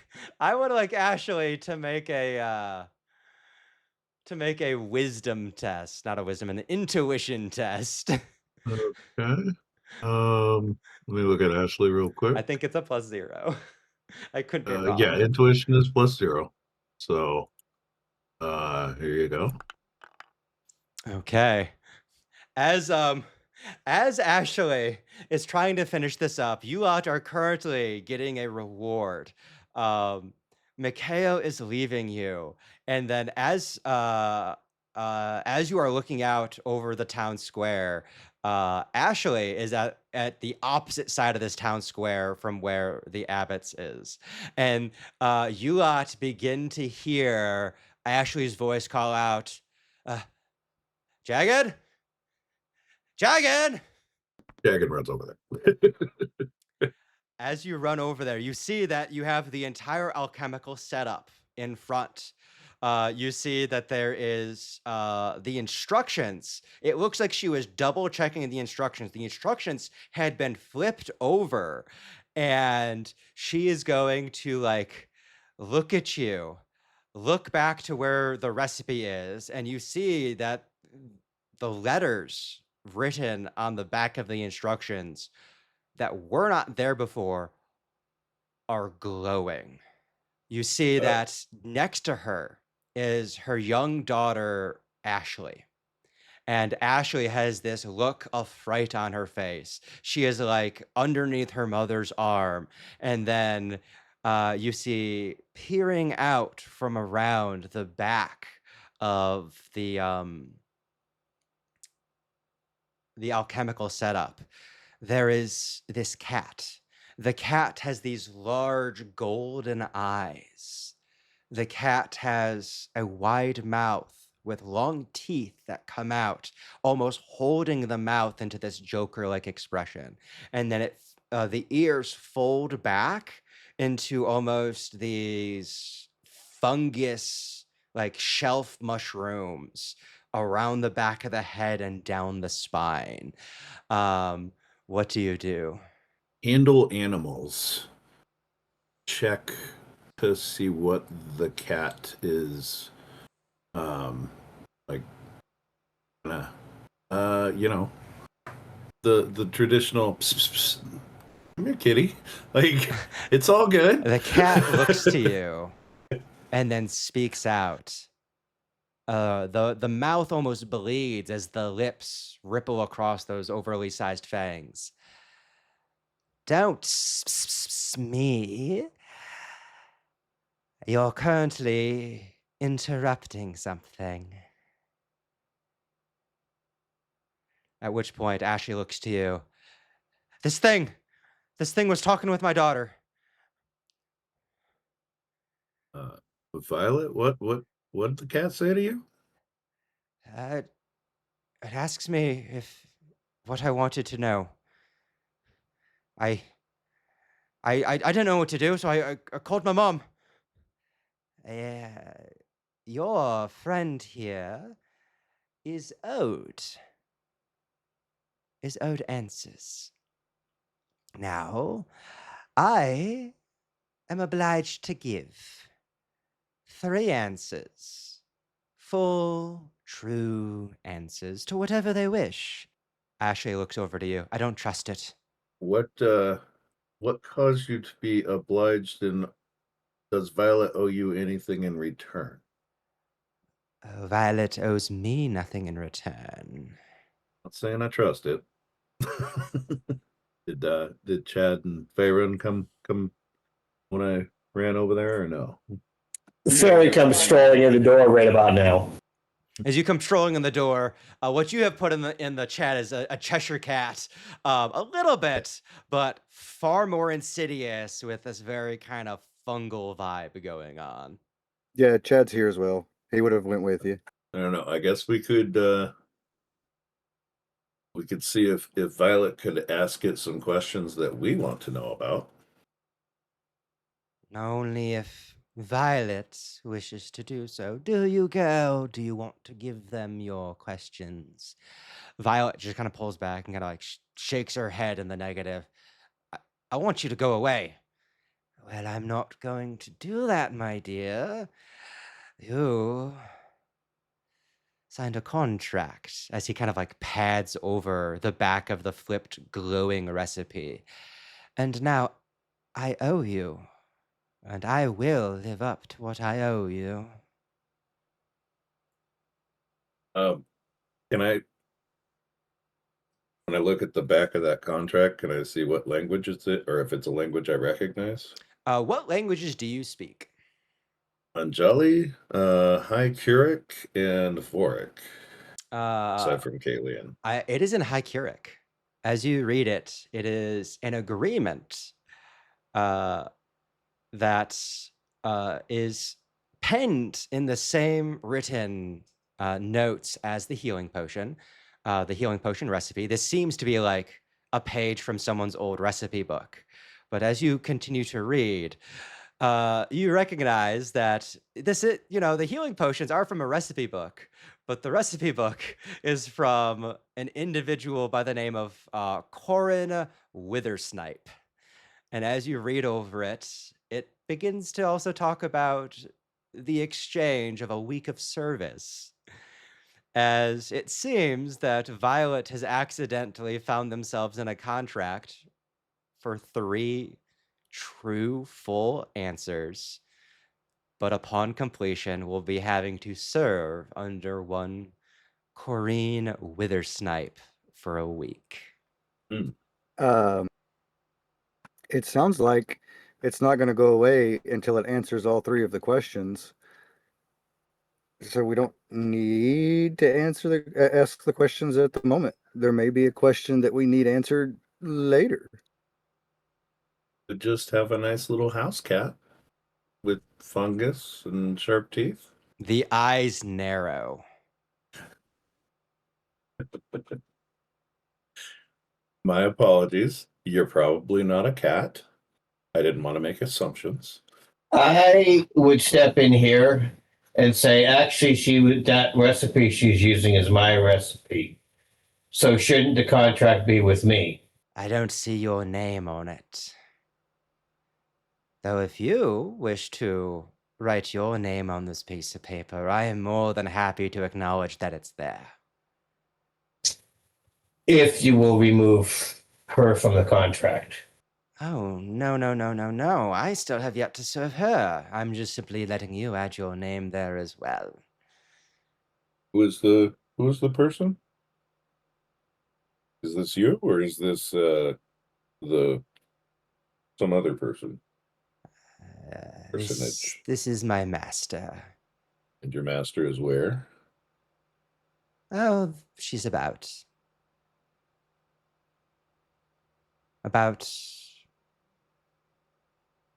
maybe yay wide as it pads its way down the desk and then kind of hops in the air, about yay tall.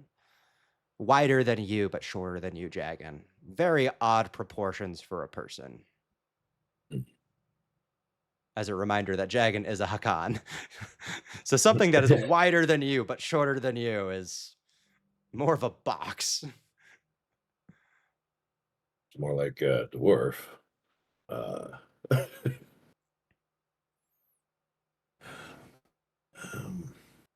Now come on, Gale. What do you want to know? I could open your eyes to so many things in life. And then Violet just kind of like looks over to the lot of you. Unless you have a question that you want me to ask, I'm not answering anything. I'm not asking it anything either. I would just put my hand on Violet's shoulder and say, no, you don't have to interact with it. We don't want you to know fully what you're getting into without you knowing what any consequences are. So we would never ask that of you. With that, the creature kind of spins in place and kind of plops it down. Well, as you've said, I suppose I can wait. And then what I would also say, like after I told her that, and then it says that, I would look back at the creature and say, if you want to reduce that wait time, you could give us a less cryptic answer of who your master is and how we can contact them to see about this contract. How much will you be reducing the wait time? Depends on how long it takes to contact them. Oh, you want me to be specific, but you're not giving me specifics. Nah, I think I'll wait for the little girl. Specifically, once we can talk to your master and verify what everything is happening, we will come back and talk to Violet immediately. No, I don't think that's good for me. I can take you with Violet to Corrine, but the way will not open without a suitable individual to take. We have things we got to do around here, so I hope you're comfortable with laying near the forge. It's nice and warm. I guess I can wait. If you take too long, kind of looks over to Ashley and Violet. I think there's a nice warm spot between them and their bed. Oh, God. Rude. They may not want you there. It doesn't matter what they want. If I'm here, they'll accommodate. As the fungal cat goes into a big stretch, and as they do so, like there's these little buds of fungus that crawl like into existence across that section of the table, and then they kind of nestle down into this kind of fungal circle. I do That's have a fair. suggestion for a question, if you would like to hear it, Jagan. Sure. Possibly asking, this has to tell the truth, I don't know how much it knows, but possibly it might know an alternative route into the Delian tombs, something that we could use to maybe bypass some perils, or maybe it could know some perils that are in the tomb. It could know a lot of different things, but until Violet is comfortable with asking any questions based off of what we learn about this contract, whether or not we can keep it fulfilled or if it can be reassigned to someone else or broken, then I'm not going to ask Violet to ask any questions. Wasn't the contract that she gets 3 questions and then it goes away to its master? That she serves a week of service to its master, and Violet does not feel comfortable talking to it right now. That Violet serves a week? Uh-huh. She's the one who signed. Oh my. It is not my intention to make Violet the propagator of story, but on a tier 2, it felt like, okay, this is happening, but no questions have been asked. A tier 1 was, I guess, Ashley signed, asked questions, and is just gone. So this seemed like a way of like, okay, we're interacting with this event on a tier 2, but only when you're willing to begin interacting with it. I just typed something in the chat box, guys. Yeah, that was one of the things. Now that I would know what it is, yeah, possibly that would be a good question to ask.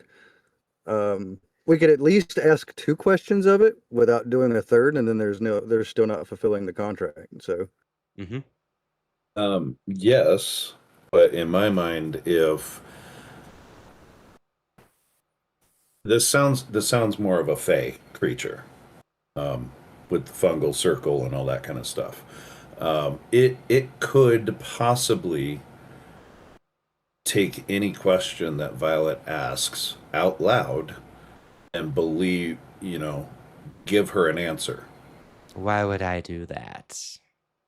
I can see what you're thinking there. Now, yeah, in which case, then the longer we wait to ask it questions, the longer their period is that accidental questions could happen.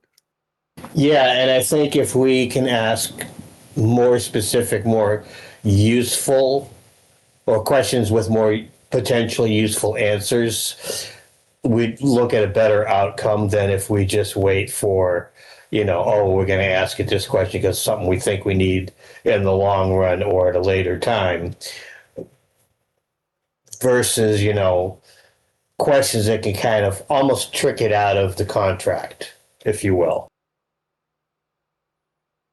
It is up to Violet if she would like to ask the question that you posed, of if there is a way to break the contract without any harm to her, then she can ask that. But I'm not going to tell her she has to. The Violet kind of looks to Farin and Chad. Both of you are very intelligent individuals. Do you think it's a good idea to get that information now?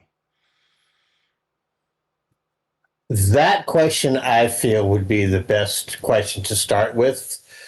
You can ask up to 3, but once you get the answer for the 3rd, the contract is enforced. So basically, I think you got 2 free questions before you got to worry. So I think this is a good question to ask.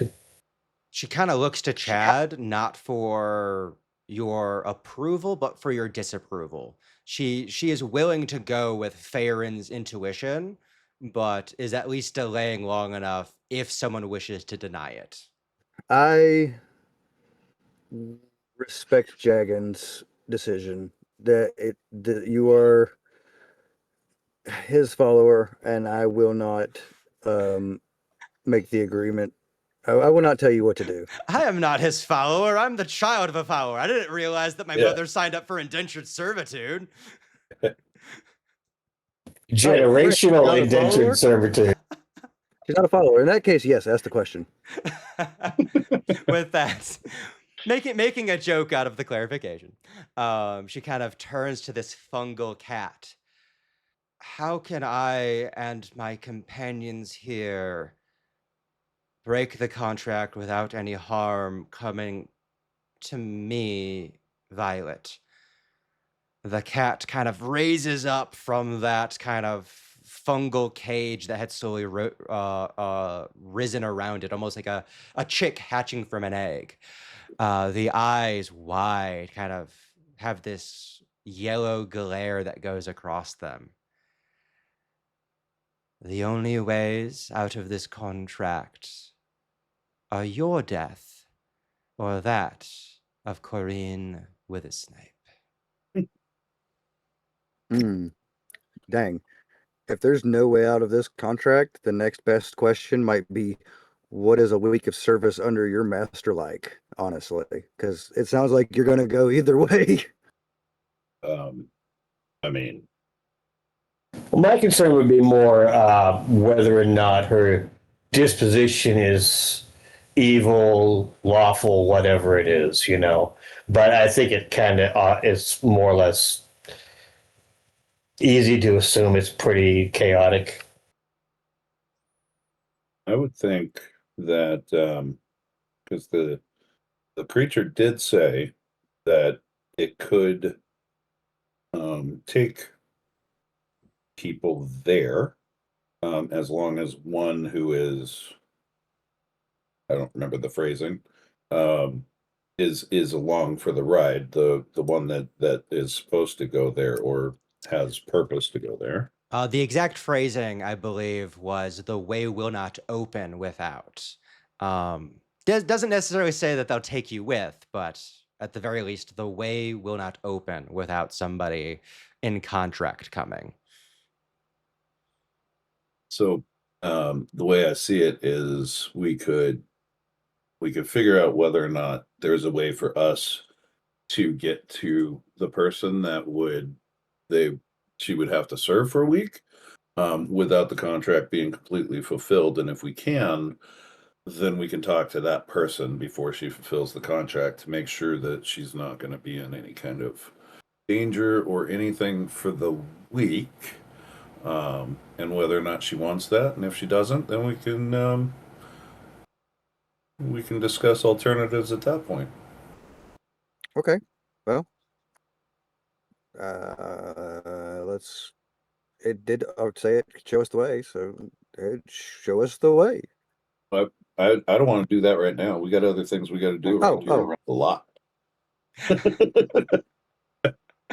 Hey guys, are you prepared to leave the Delian tomb as we go off on this Fae adventure, rolled up on a random chart? So I would say to Violet, do not ask the creature any more questions, and we will deal with this as soon as we can.